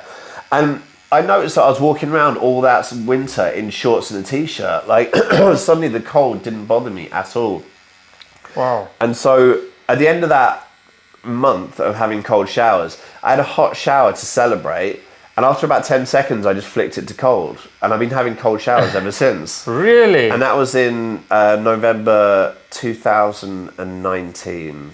And you're still having cold showers? Every day. Because you're in the UK, in winter the cold shower will literally be like ice. Oh mate, so it's slightly annoying because the cold water in Dubai is not cold. Oh yeah, it'll be like warm. It's lukewarm. Yeah. So when I come back to England, I'm like, oh my fucking God, this is a cold shower. Like the cold shower I had this morning at the hotel, that was cold. And it's amazing, like you feel so good for it afterwards. Like, and the psychology behind cold showers is really interesting.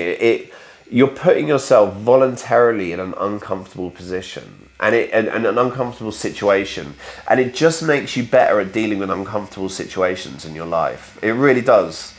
Before I do any kind of magic show, any kind of performance, I have a cold shower. Wow. Always. Wakes you up, keeps you sharp. Oh yeah, mate, it wakes you up. There is no cup of coffee in the world that wakes you up like a cold shower. Oh yeah. It's the best. Honestly, I think it's the best way to wake up. I mean, how safe is it? You know, people with heart conditions and stuff. Yeah. Yeah, it's really, really good for you. I was in the gym the one time, and we were in the sauna, and this old guy, he was like a fat guy. He was with me in the sauna. He got out, I got out, and just outside the sauna is a shower. And as he was standing under the shower, he just splashed himself really, and he went out. So I went straight under the shower, opened it full blast, but he had it on ice cold. So straight from the sauna, in this ice cold water, and I think that's the closest I felt to getting a heart attack. And that kind of put a damper on it for me, to be honest. No, I get it. I literally did that this morning. I had the sauna and then immediately had a cold shower. Oh. The important thing with cold showers is breathing. Just focus on your breath. Yeah. Just deep breaths, like in and out and in and out. And I think that honestly that's the main way to get through cold showers. Is just to focus on your breath, not to focus on the cold. The first 10 seconds of every cold shower I've ever had sucks. They suck. But as soon as you're in and you're cold, it actually feels fucking brilliant. And how long do you stand in that? I mean, it varies, man. Just a few minutes. You don't need to stand there for 20 minutes. There's no point. Because after a few minutes, your skin really acclimatizes. I mean, after 20, 30 seconds, your skin really acclimatizes to the cold. I immediately, when I get in a cold shower, I cut my hands, I splash the cold water on my face, and then cover as much of my body in that cold water as I can. Wow. And then once it's on your chest and on the back of your neck, then it's fine. You can just deal with that cold. You really can. Ice baths are absolutely amazing.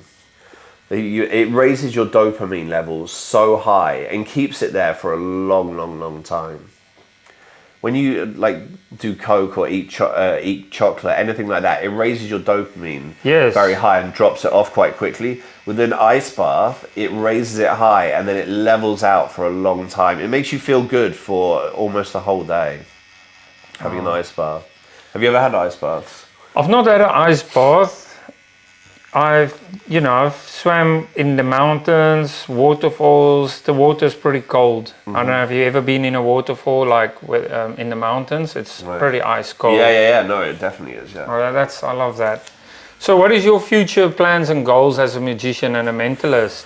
Oh man, I mean, I just want to do magic for cool, fun people. Yeah, sounds good. That is all I want to do. I want to just make money. It's a wonderful way to make money by making people happy doing magic. Oh, yeah. It's a beautiful career and I really enjoy it. So I just want to keep on performing magic for my idols of drum and bass. That's my fun, is to do magic for them. But yeah, I just want to keep on really just cracking on in Dubai, like just enjoying the scene out there. Linking up with other magicians out there has been great fun as well. So is that where you want to be in the long run, stay Dubai? Yeah, we'll be there for at least 10 years, we think. And it's you and your partner? My partner, Sylvie, yeah. How long have you been together now? A few years, about 2-3 years, yeah. Okay, yeah, man. She's wonderful. She's a yoga instructor. She does, and she runs circles, cacao circles, mindfulness, yeah. Is she intrigued by your magic as well? I practice on her a lot. Okay. That's good. She kind of knows. She knows a few secrets and that. Yes. But she's annoyed when she finds out. She's like, "Oh, I didn't really know that. I turned into magic," you know. And are there any upcoming projects or shows that you are really excited about? Yeah, I'm performing magic at a drum and bass festival in August. A festival in Holland called Deangun 1. I'm performing there at the end of June. That's going to be very exciting. I always look forward to every gig. I really do. Because you never know who you're going to meet there. Oh, yeah. You know that you're going to spread a lot of positivity and happiness, which I think is a very beautiful thing to do as part of a job. I mean, man, you leave these like incredible works of art on people. It's a lovely thing to have like a job where you have really good job satisfaction. Yeah. It's great. It makes you happy as well. When you see the people happy and you can put a smile on their face, then you feel good, you know? Absolutely. Yeah. I mean, even when I used to work in film, at the end of a really hard day, when it was done, I did have a sense of satisfaction that we'd managed to get through this horrific day's filming. But then I just get up and I know I'm going to have to do exactly the same thing tomorrow. You know, it's relentless. But with magic, it's, you know, every gig I do is you know, it's a couple of hours long. Even the ones that are difficult, you know that it'll end in time. It's not something I'm going to be doing for the next 5 weeks, you know. Oh yes. So, what advice could you give to anybody that is looking to start, you know, as a magician or mentalist, if that's what they want to do as a career? What advice can you give them?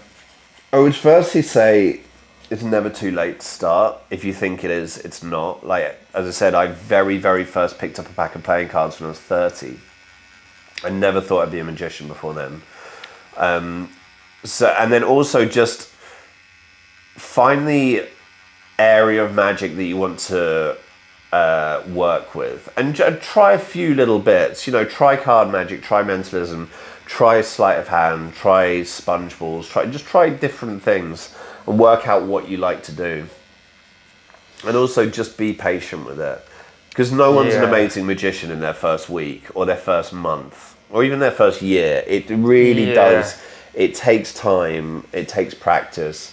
You're going to have people at bars who are going to be dicks to you. And I find that the way to negate that is to introduce yourself and just simply be kind, be nice. A couple of times when you've had one guy who's being a bit drunk and a bit of a dick, their mates will be like, "Oi, dude, shut the fuck up and let him do this. Like, we want to see this." You know? People are generally intrigued by it. So if someone's being a twat, I've had it a couple of times where their mates have actually pulled them and be like, "Oi, just shut the fuck up and let him do it." Yes, you know? And also, like, you can make that person look like a dick, which I don't want to. It's happened. It happened once. I mean, it happened when I was doing magic in Guatemala. There was one guy who was just being a prick, like being a real prick, and everyone else was like, "Oh, dude, just stop being a twat and let him do it." So he was like, "I bet you can't fool me with a card trick." So I went, okay, and I did a very simple thing, and they pick a card, put it back in, shuffle them up, and then I showed him one card, and he's like, "It's not my card. I told you you couldn't get me." I was like, "Okay, mate, well, look, just hold on to it," and I gave him the card. And I went through the pack and I was like, "Okay, so what was your card?" And he was like, "Oh, it was the King of Hearts." And I went, "Oh, okay, well, have a look in your hand now." And then he turned over the card that was the Nine of Diamonds and it was the King of Hearts. And everyone just absolutely lost their mind and was like, "Ah!" And it's like, I don't want to make someone feel like a dick. That's not the point in magic. He kind of asked for it. But he did ask for it, yeah. He really did ask for it. He was being such a prick for a long time. Careful what you wish for, yeah. Exactly. Be careful what you wish for. That's awesome. But I like, just really dedicate yourself to it and just enjoy it. Really enjoy it, because it's a very enjoyable thing to do, magic. Yeah. So let's speak about this tattoo design we're doing for you today. Yeah. What made you choose the cheetah? We did a cover up. You had the 5 of hearts there. Yeah. And you said, what was the 5 of hearts for you? So the 5 of hearts was always my favorite playing card. It was when I first started doing magic, I just found that the 5 of hearts was coming up more and more and more. Oh, it does pinch around there, you're right. The 5 of hearts, it just I kept on seeing it a lot when I first started performing magic. So I thought, it became my favorite card. And then I got that tattoo in Mexico and I thought I'll do a trick where I vanish the 5 of hearts and then it appears on my arm. And I've done that a couple of times, but I knew that I wanted this space for something more than just a playing card. So originally we were going to get my cat tattooed here. Yes. But I'm glad that we're not, because my cat is a black cat. Now, like, to get any kind of interest in a black cat, you know, on a piece like this, I just don't think it would have come out as well. So I'm very glad that we're doing a cheetah, because cheetahs are my favourite animals. They always have been my favourite animals. They are the most beautiful, graceful, you know. They're single mums, which is something I really admire in anyone, human or animal. And they're just gorgeous animals. And I've always been obsessed with cheetah documentaries, and so I always wanted to get a cheetah tattooed on me at some point. So I'm glad that it's gonna be this one here. They're so well behaved. If you look in the animal kingdom, cheetahs are, even if other animals take their prey off of them, they just kind of look a bit bummed out, and then they walk away kind of thing. It happens to them a lot. Lick their paws. It's because they're so small as well. Yeah, they are. They're tiny compared to lions. Fast, but like lions and hyenas kill cheetahs. And everyone just takes a piss with them if they can get to them. Like hyenas, lions, they'll just be like, "Fuck you, this is mine now." I know. And I'm like, oh, poor cheetah. And then he did kill, and or she, and they've also got cubs, and poor thing. They're very much like a house cat, aren't they? Yeah, they are. And I was saying to you, I went to Mauritius for my mate's wedding, and we sat with cheetahs and stroked cheetahs, and they purr like a cat, like really loudly, like they purr like a cat. That was an incredible experience, man. But I've always been fascinated by cheetahs. What's your favorite animal? I have to say a tiger. They're majestic, they're powerful. Fucking huge. Beautiful, they absolutely. It must be. We went to the zoo, and I'll never forget it. I was about this was when I was young, and it was a school trip, and I think I was about 5 or 6, and there was this massive tiger. Yeah. And it was growling so loud, and I just loved it. I just loved it. And I was always fascinated by very, very extremely dangerous animals. Like, and when I say dangerous, I don't mean they're evil, like great white sharks. And they can be also, there's people that swim with them, without cages and stuff. The famous face. And it shows you, it's not just going to come and bite, it's it mistakes you for a seal or whatever. Crocodiles. I do love crocodiles. They're like the Nile croc or whatever. They're massive, and man, the way they can hide and camouflage and well, you're talking about the perfect predators. They're the perfect predators, dude. I heard this wild fact the other day that I actually checked because it seems so ridiculous. Sharks are such perfect predators. They haven't changed much in about 450 million years. Wow. Sharks are older than trees. They have been around for longer than trees have. Jeez. They are that fucking perfect as an animal and as a predator. Crocodiles as well. Like, crocodiles are like an incredibly impressive animal. But if that thing gets you in a death roll and takes you down, you are fucked. Like, you are absolutely done. I don't think I'll stick my head in a crocodile mouth for a party trick. No, people don't do that. It's like, are you out of your fucking mind? Yeah, all it takes is one sweat drop to drop on its tongue. Yeah. And that fucking jaw's shut. And you are not getting out of it. Like, no, and if it death rolls, it'll pop off like an M&M. Yeah, they clamp so hard, man. Yeah, they absolutely, you're not getting out of it. And sharks, the misconception that sharks are like a bloodthirsty predator that will go after you. The way that sharks test what you are is that they bite you. Taste you. Unfortunately, the shark bite is incredibly devastating to the human body. Oh man, I see somebody got bit in the Caribbean, man. Yeah, I saw. Dominican or something. Yeah. But the number of people who die every year from sharks is like nothing. less than 10. It's tiny compared to the number of people who go. Oh, they kill 100 million a year. Yeah. It's insane. No, man. It's a real shame because they are such beautiful animals, man. They really are. You said about sharks being older than trees. Now, I've heard somewhere that they say Cleopatra was closer to the iPhone than what she was to the pyramids. Like It's crazy when you look at the timeline of things like that. Yeah, it really is. The pyramids is something that fascinates me because one of my favorite people to listen to is a guy called Graham Hancock. He's been on Joe Rogan so much, and he's like, if anyone ever tells you they know how the pyramids were built, it's bullshit. Like we have no idea. There are stones that have been hauled to the top of the pyramid that is 70 tons. Exactly. Like, we don't know. Can't how even they do it did today. Yeah. They wouldn't be able to do it today with the very rudimentary tools that they had. We just don't know how they did it. It's really extraordinary. Like the feat of human engineering. It's so impressive, man. It really is. There's a lot of people that's got it out for him, eh? For Joe Rogan or Graham Hancock? For Graham Hancock. Graham Hancock, yeah, because he's kind of come along and changed the timeline. Yes. He's like, well, humans have been around for much longer than we thought. Yes, yeah. And like, there's been ancient civilizations in the Amazon. There's proof, and then I think these people don't want to like rewrite the history or something, or admit that they were wrong or whatever. Exactly, yeah.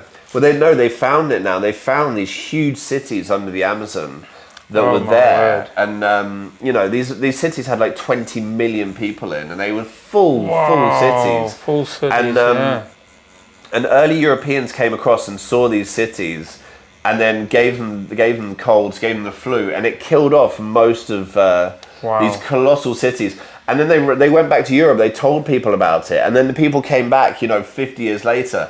And these cities were completely taken over by the jungle, and no one found them. And everyone was like, "Oh, they must have been making it up. They must have been making up about these cities." And they weren't. They weren't making it up at all. And man, there's so much we don't know. Like they say, we've explored like 3% of our oceans. Yeah. 3%. Yeah. I mean, I don't even know if I believe that.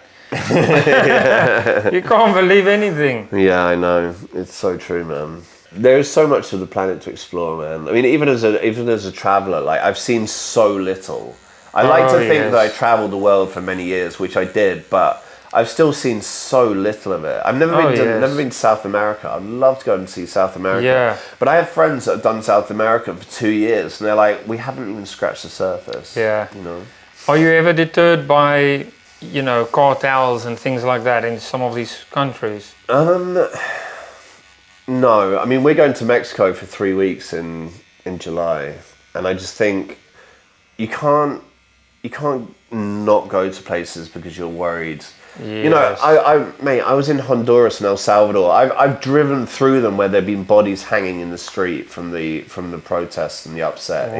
Really? In like 2014-15. People that were killed and hanged. Hung in the street, yeah. And driving past that in little minibuses with all of our backpacks. I'll be like, let's turn around. Yeah.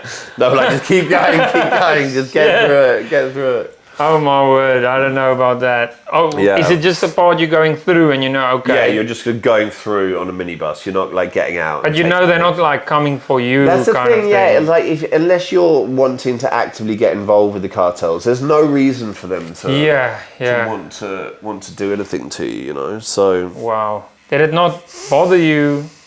Seeing a dead body there in the street. Like, did you not worry? No, of course. I mean, yeah, of course I did worry. But yeah, it did bother me to the point of like, what is happening in the world, man? Where people are just getting hung in the street. Yeah, man. But then again, it just makes me very grateful that I grew up in a society, in a country where that is not something that I need to worry about. And people don't realize, NHS might be shit, or this might be shit, and there's corruption everywhere. But at least people aren't at war. It's not bombs dropping on your house. Yeah, exactly. Yeah, exactly. Like there is in other places. Exactly, man. Exactly. It could always be worse, man. Very much so. We've grown up in an area in a society where we should be grateful, because we could have very easily grown up in in the countryside in Afghanistan. We could have been growing up in the rice fields of China, where that is your life and that is your job for the rest of your life. You have no way of ever getting out of that. Wow. That environment. So yeah, we are very fortunate. Are you planning to visit North Korea anytime? Okay. So I would love to go to North Korea. I really would. I've been kind of fascinated by it. I watched a documentary about the guy from Vice who went to North Korea, and it is a fascinating society. It really is. But if you go, there are certain countries, like if you've been to the Sudan, Yemen, Iraq, North Korea, Iran, I think is on that list, then you can't get a visa for America. Oh, really? Yeah, and I do love going visiting the States, so I wouldn't want to. I wouldn't want to. Jeopardize that. Where's your favorite place in the States? I mean, I love California. California is very beautiful. My sister lives in St. Louis in Missouri, so I get to go there and see her there. But I do love Cali, man. It's a very beautiful kind of free place. I mean, I've been to LA and San Francisco a few times. Venice Beach down there. Yeah, Venice Beach was great because I got to walk up and down an area where some of my favourite films ever were filmed, like like White Men Can't Jump, American History X, Californication, a TV series of David Duchovny. I got to walk around and kind of check out those areas. Yeah, so it was great to go to Venice Beach. A little skateboarding area. I got to hang out there and do a bit of magic there for fun. Yeah. America is an amazing place. New York is very cool as well, man. I do love New York. Super, super busy. Talk about rat race. Yeah, man. I mean, I went back to... I was in London a couple of weeks ago and in Soho, just like there are so many fucking people here. Yeah. But yeah, New York is an absolute rat race. But again, just a very cool city. It is a cool city. All the buildings are so massive. Yeah, colossal skyscrapers. I mean, I couldn't see myself live in New York. I feel I'll miss the nature because there's only Central Park really. Yeah, and then the rest is just city, you know? No, very true. I mean, with Dubai, they've really made an effort to make it as green as possible. But at the same time, you are aware that it is a fake green. It's it was desert. It's all been put in, so it is. That it's fake. But they really have made an effort to put trees and lakes and that kind of thing. They have really made an effort to make it beautiful. So, do you have any other tattoos, and what's the stories behind them? Oh man, you've got loads. I do have a lot. A lot of what do you call them? Watercolor tattoos. Yeah, that was a guy who I met in Nicaragua. Called Guy Mark. He did a lot of my watercolor work. See a lot of animals. Yeah, yeah. Well, I got the monkeys for my niece and nephew, Millie and Theo. Oh, nice. Because their surname is Monk, so they literally are the monkeys. And so, how do you feel being tattooed while being interviewed? It's interesting, man, because to distract from the pain of tattoos, I listen to a podcast with my eyes shut. Generally, like any kind of podcast that will just take me away and just distract me from what's going on. Because tattoos do hurt. There's no, like, when people are like, oh, no, my tattoo don't hurt, you're just trying to be cool. It's a needle stabbing in your skin thousands of times a minute. Like, of course it fucking hurts. Yes, biggest red flag is if somebody comes in and he says, oh, I fall asleep with tattoos, then I know he's gonna tap in a minute. They're the ones. Yeah. They're the ones that fold first. The thing that gets me through tattoos is knowing the end product. Yes. Knowing that you're going to be left with something incredibly beautiful. So you just fucking deal with it. You just deal with the pain. But I like this process of being interviewed because it is a very good distraction. Yeah. It's anything to distract yourself from the pain. It's kind of that simple. Have you ever incorporated tattoos in your performances? Well, I mean, other than the 5 of hearts under here, sometimes. I mean, sometimes when I ask someone to think of an animal, sometimes I'll realise that they're thinking of a dolphin, which is great, because then I'll say to them, if I could make this animal appear, would that be a good magic trick? And they're like, yeah. Thinking, how the fuck are they going to bring a dolphin in this room? Yeah. And then I reveal that tattoo and kind of slide my hand along. So yeah, I do that sometimes. And now I'll be able to do that with a cheetah as well. Oh yeah. A dolphin is quite a common one. When you ask people to think of an animal. I mean, you must lead them on to thinking that, am I right? That's a theory of my mum's, is that I make people think of things. And there is a certain amount of that. There's a certain amount of psychological forces, is what it's called. But I also like to give people a freer reign as possible. Like when I say think of an animal, I say try not to think of something like that everyone would think. Like a lot of people think of dog. Yes. Straight away people would think of a dog. Yes. A lot of people think of pandas because they're just kind of well-loved animals, Yeah. Do you think there's a connection between body art and the art of magic? Yeah, there's definitely a connection between body art and magic in that it's just the dedication and the time and the practice that you put in to make you good at what you do. That's very much it. You know, when you look at yourself, how long have you been inking for now? 16 years. Amazing. So 16 years, like, you know, when you were 5 years in, you would have been a good tattoo artist for sure, because you would have put in so many hours. You know that thing of 10,000 hours? To become an outlier, you need to put in 10,000 hours, you know. That's one of my favourite books, actually, Outliers by Malcolm Gladwell. That's a fantastic book. And he talks about the Beatles, when the Beatles went to Hamburg, and they played for 6-7 hours a night for like over a year and a half. Wow. And that really gelled them as a group, you know. Yes.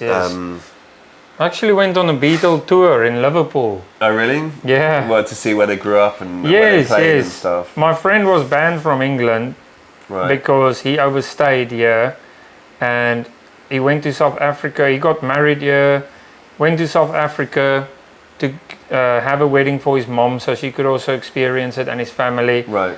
And when they wanted to come back in the country, they said, no, you overstayed, got banned for 10 years. Wow. So he moved to Holland, and you know, he's a citizen there now. He speaks the language, Dutch. Really? Wow. Yeah. He's and when his ban of 10 years was over, I mean, he's 40. I think he's 42 years old. Yeah. But he's very, very active. Always snakeboarding and skateboarding and jiu-jitsu and all these things. You know, and MMA. He's always done something. And he wanted to come to a park in Liverpool. I can't remember what you call it, but anyway, he was doing backflips and all sorts with his snakeboard, and I was recording him with a GoPro. And his wife is like a Beatle fanatic, so she wanted to do this tour, and he said, hey, do you want to do it with? And I said, yeah, why not? Nice. So we went on this little tour, and the strawberry fields and or whatever, all these places, and where John Lennon lived, and the school, and you stop in front of their house, the flat where he grew up in. It's pretty cool, man. That'd be really interesting, man. That'd be interesting. Yeah, like, you should do it. They've got these little tours there, and they take you around it all. No, I would. I'd love to do that. Doing like a little walking tour and stuff, it's really interesting finding out the history of places. That's one thing I thought I'd like to do in America one time, is do like a road trip around America looking at like famous sites of things that kind of interest me. I've always had this kind of fascination with serial killers. Oh yeah. Which is quite a common fascination with people. Because like I would think of myself as a very empathetic person. If I was walking along and I stepped on a beetle by accident, I'd feel bad. Even though it's a beetle, I would feel bad. So the way that people can kill other people and not only not feel bad, but feel genuine enjoyment for it, and it become addictive for them. Oh man. You know, they're fucking insane people. I think that kind of happens as well when kids grow up and they don't get love from the parents, and they get abused and they get no affection shown to them. Well, a lot of serial killers, they have very domineering mothers. But they suffer a lot of trauma in childhood. How good was that Dharma series? So good. I love that. So I think good, they were going to bring out the one with John Wayne Gacy. I think. But I don't know. No. I think they either. But the same way they made it with as Dharma. No. I think that is coming out I think next year. Yes, because he appears in the end. You know, the clown dude. Yeah. He was even worse than Dharma. Oh, he's fucking horrible. Yeah, he used to bury them under his house. Oh yeah. I watched a documentary about him quite recently. Insane, absolutely insane. Yeah, it's the same people who made the Dharma one. They're making the. It's going to be good. John Wayne Gacy. Yeah. No, these people are absolutely out of their fucking mind. They really are. But it is fascinating of how fucked up it is. It is fascinating, isn't it? Like Ted Bundy as well. Again, just fascinating. These like very kind of charming, charismatic. Yeah. A lot of them are cowards. You know, they've always been cowards. If you look at John Wayne Gacy, he will get them where their hands are tied behind their back. Yeah. He would trick them to put on handcuffs and stuff. And it'll be like, the trick is you got to have the key. Yeah. And then do that rope thing, and oh man. Yeah, the ones who the ones who torture people, they're the very, very sadistic ones. And there's like a scale of sadism. And, you know, people like Dharma and that, they would drug them and then kill them when they're unconscious. And that was just, that was how they managed to preserve the body. But the ones who would kidnap people and then torture them and like get enjoyment out of the pain, out of their pain, those are the fucking sociopaths. Crazy people, man. But I've always been kind of fascinated by serial killers. So yeah, to do like a road trip around America and go to like serial killer sites. Yeah, there's so many in America, isn't there? I mean, even in England there is. Well, yeah, I mean, there's Dennis Nielsen. He's very, very much like Dharma, another gay serial killer who used to kind of drug them and then kill them and then keep the bodies for a while. Wow. Yeah, fascinating, very, very strange people. But yeah, there seems to be an extraordinary number of serial killers in America compared to other countries. Have you been? Yeah, you've just come back from the States. How did you find LA? Yeah, I liked it more than the other places I've been because, you know, Atlanta, Georgia, New Jersey, Miami, New York. So I've been now to LA, Hollywood, California, Venice Beach, around there. Yeah. And I liked it more than those places. I'm going in August to Florida, so that's going to be great to see. I've not been to Florida before. Nice. I've always heard it's crazy. Florida man does that. So we'll see what Florida man does. Are you going to do some work out there, or are you just going on holiday? I am, yeah. Nice. And podcast as well, and yeah, just like a bit of a work, bit of a holiday. It's great to be able to take your work anywhere, isn't it? Yes. Like you can do it anywhere in the world. Yeah, and same with you. And I mean, a dentist can't do the same thing, really. Very true. You can't go for a holiday for a week and just make money while you're there, pay for your holiday or whatever, you know? Yeah. So yeah, brother, we're gonna do some magic in a bit. Yeah, bro, for sure. Well, you are. You're doing magic right now, bro. And yeah, is there any other last words you want to say, or how you would want to be remembered, or just anything you can advise you can give people? Oh man, I think just be kind, be nice to people, like take responsibility, leave people better than you find them, be a positive impact on people around you and on strangers and on the planet, you know, just don't be a cunt. This simple rule for life. You know, at the end of Elon Musk's first interview with Joe Rogan, Joe said, what do you think the world needs more? What do you think the world is in need of? And you would have thought someone like Elon Musk would say, we need to go to electric over petrol, we need to do this, we need to go to space, blah, blah. And he thought about it for a while and he said, you know, the world just needs more love. And I think it's so true. Right. It's so true, and I wasn't expecting for that to come out of someone like Elon Musk, but it's absolutely true. Like, we're all on the planet together. We're one species. Racism is bullshit. It's nonsense. It's absolute nonsense. Yeah, the fact that the pigmentation in your skin can make you think you're better than anyone else is so insane to me. We are one species, and we should really treat ourselves like that. That's true, man. There's a wonderful book called Sapiens by a guy called Yuval Noah Harari. It's a fantastic book about the whole history of humanity. And one of the really interesting facts I found in it is he said, you know, humans have been around for give or take about 100,000 years, roughly 100,000 years. Yeah. It's very unlikely that human beings will be around in 1,000 years. Very unlikely. Wow. For a whole host of reasons, because of famine or nuclear war or alien invasion or asteroid collision or whatever it is. There are so many reasons why it's very possible we're not going to be around for 1,000 years. Now, that's not going to affect us or our children or our children's children. It's not going to affect us. But it's an interesting concept to think about. So I just think that if everyone just like took responsibility for themselves and to make themselves as good a person as you can be and to make yourself and others happy, I think that's as much as we can really ask of people. Absolutely, man. Yeah. Yeah, life's too short to be all miserable and horrible. 100%. And it really is short. And the older you get, the more you realise that. And when you're in your 20s, you feel like life's going to go on forever. And in your 30s, you become much more aware of your mortality. And yeah, I'm loving being 40 now. I'm really enjoying my 40s. Yeah, man. Yeah. So yeah. Well, brother, on that note, we will round this off. It was an absolute pleasure to have you on the show, on the podcast with me. And man, I just wish you all the best and success. And I'm excited to see where your craft takes you and where you're going to be next in the world. And yeah, I thank you for joining me, man. I appreciate you, brother. Cheers, thank you brother. so much, man. Cheers. Thank you for having me on. It means the world to me. It really, really does. Thank you. It's a pleasure, brother.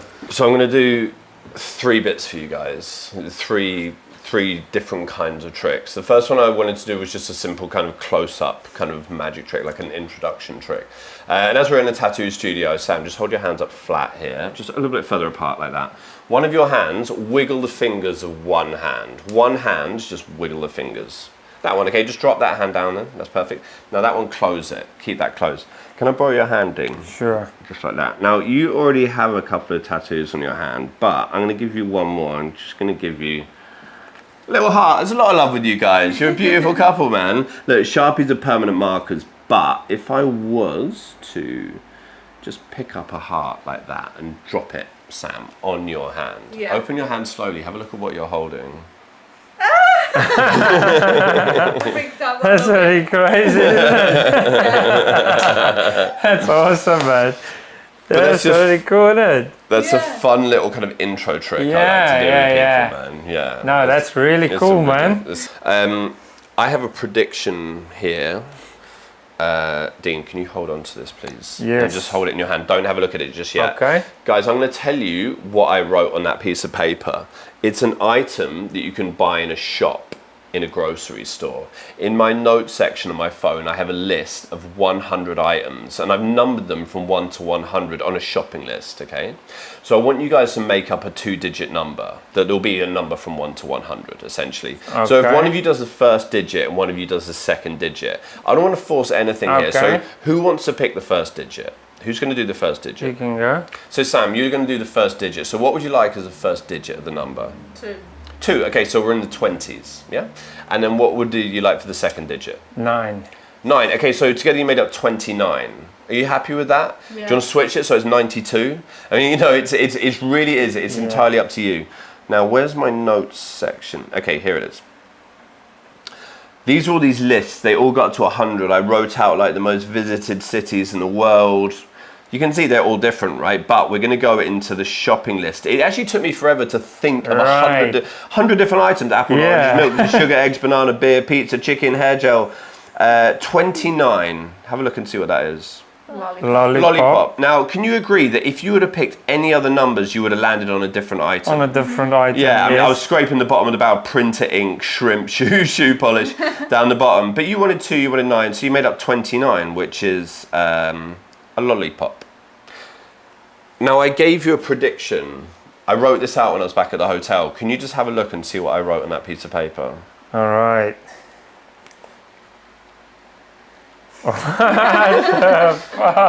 Lollipop, lovely. Wow, that is insane. If you would have picked any other number, you would have gone into a different decade of numbers, right? And it would have, same with you. It could have been any one of the 20s. But this is the difference between mentalism and magic. Mentalism is like the ability for a number to be picked in some way. Magic is taking pieces of paper like this and making lollipops out of them. That's insane. Fucking hell, look at that. Oh, look, teach me. I want to do this. But I'll do one more piece with man. you. This is my favorite trick. If I could do one magic trick for the rest of my life, this will be it. Amazing. I'm going to do this with you, Sam, because I just met you today, right? I literally don't know anything about you. I could have theoretically researched Dean because I've known of him online for a couple of years. Dean, can you just put this in your pocket, please? Yes. It's my wallet. I can do. Okay. There's something inside there, Sam. I want you to think of someone in your life. This can be anyone, someone you enjoy spending time with. This could be a best mate, a relative, a loved one, like someone you grew up with. If you think I said to Dean, can you tell me the name of Sam's best friend? No, like, nothing. We haven't had any kind of conversation like that, genuinely. But I want you to think of someone who makes you happy. You know, someone you're going to tell this to about the next time you speak to them. Okay. No one dead, please. Okay. Yeah. Honestly, I guess someone's nan at a corporate gig, they started crying. It was awful. So yeah, happy magic. Happy magic, right? But do you have someone in mind? Yeah. Nice. Now, did you know who this person was before? Is it someone you've heard of before? I know who the person is. Sam. Just grab these pieces of paper. You know who that person is. So you know who it was beforehand, it'd be yes. Yes. But yeah, okay, cool. Dean, I gave you my wallet. Now that was the very first thing I did. Can I please have that back? All right. Because that was before I asked you to think about this person, right? I wrote close on this pad because I think I've got this close. Inside my wallet, Sam, I've actually got a second wallet, a little mini one. Inside here, look, zipped up in a compartment. All right. I put a business card. I don't want to touch it. Can you just grab that out? Yeah. Just flip it over. Say hi to Savannah for me. Oh my word! What in the hell? Come on, man. Crazy.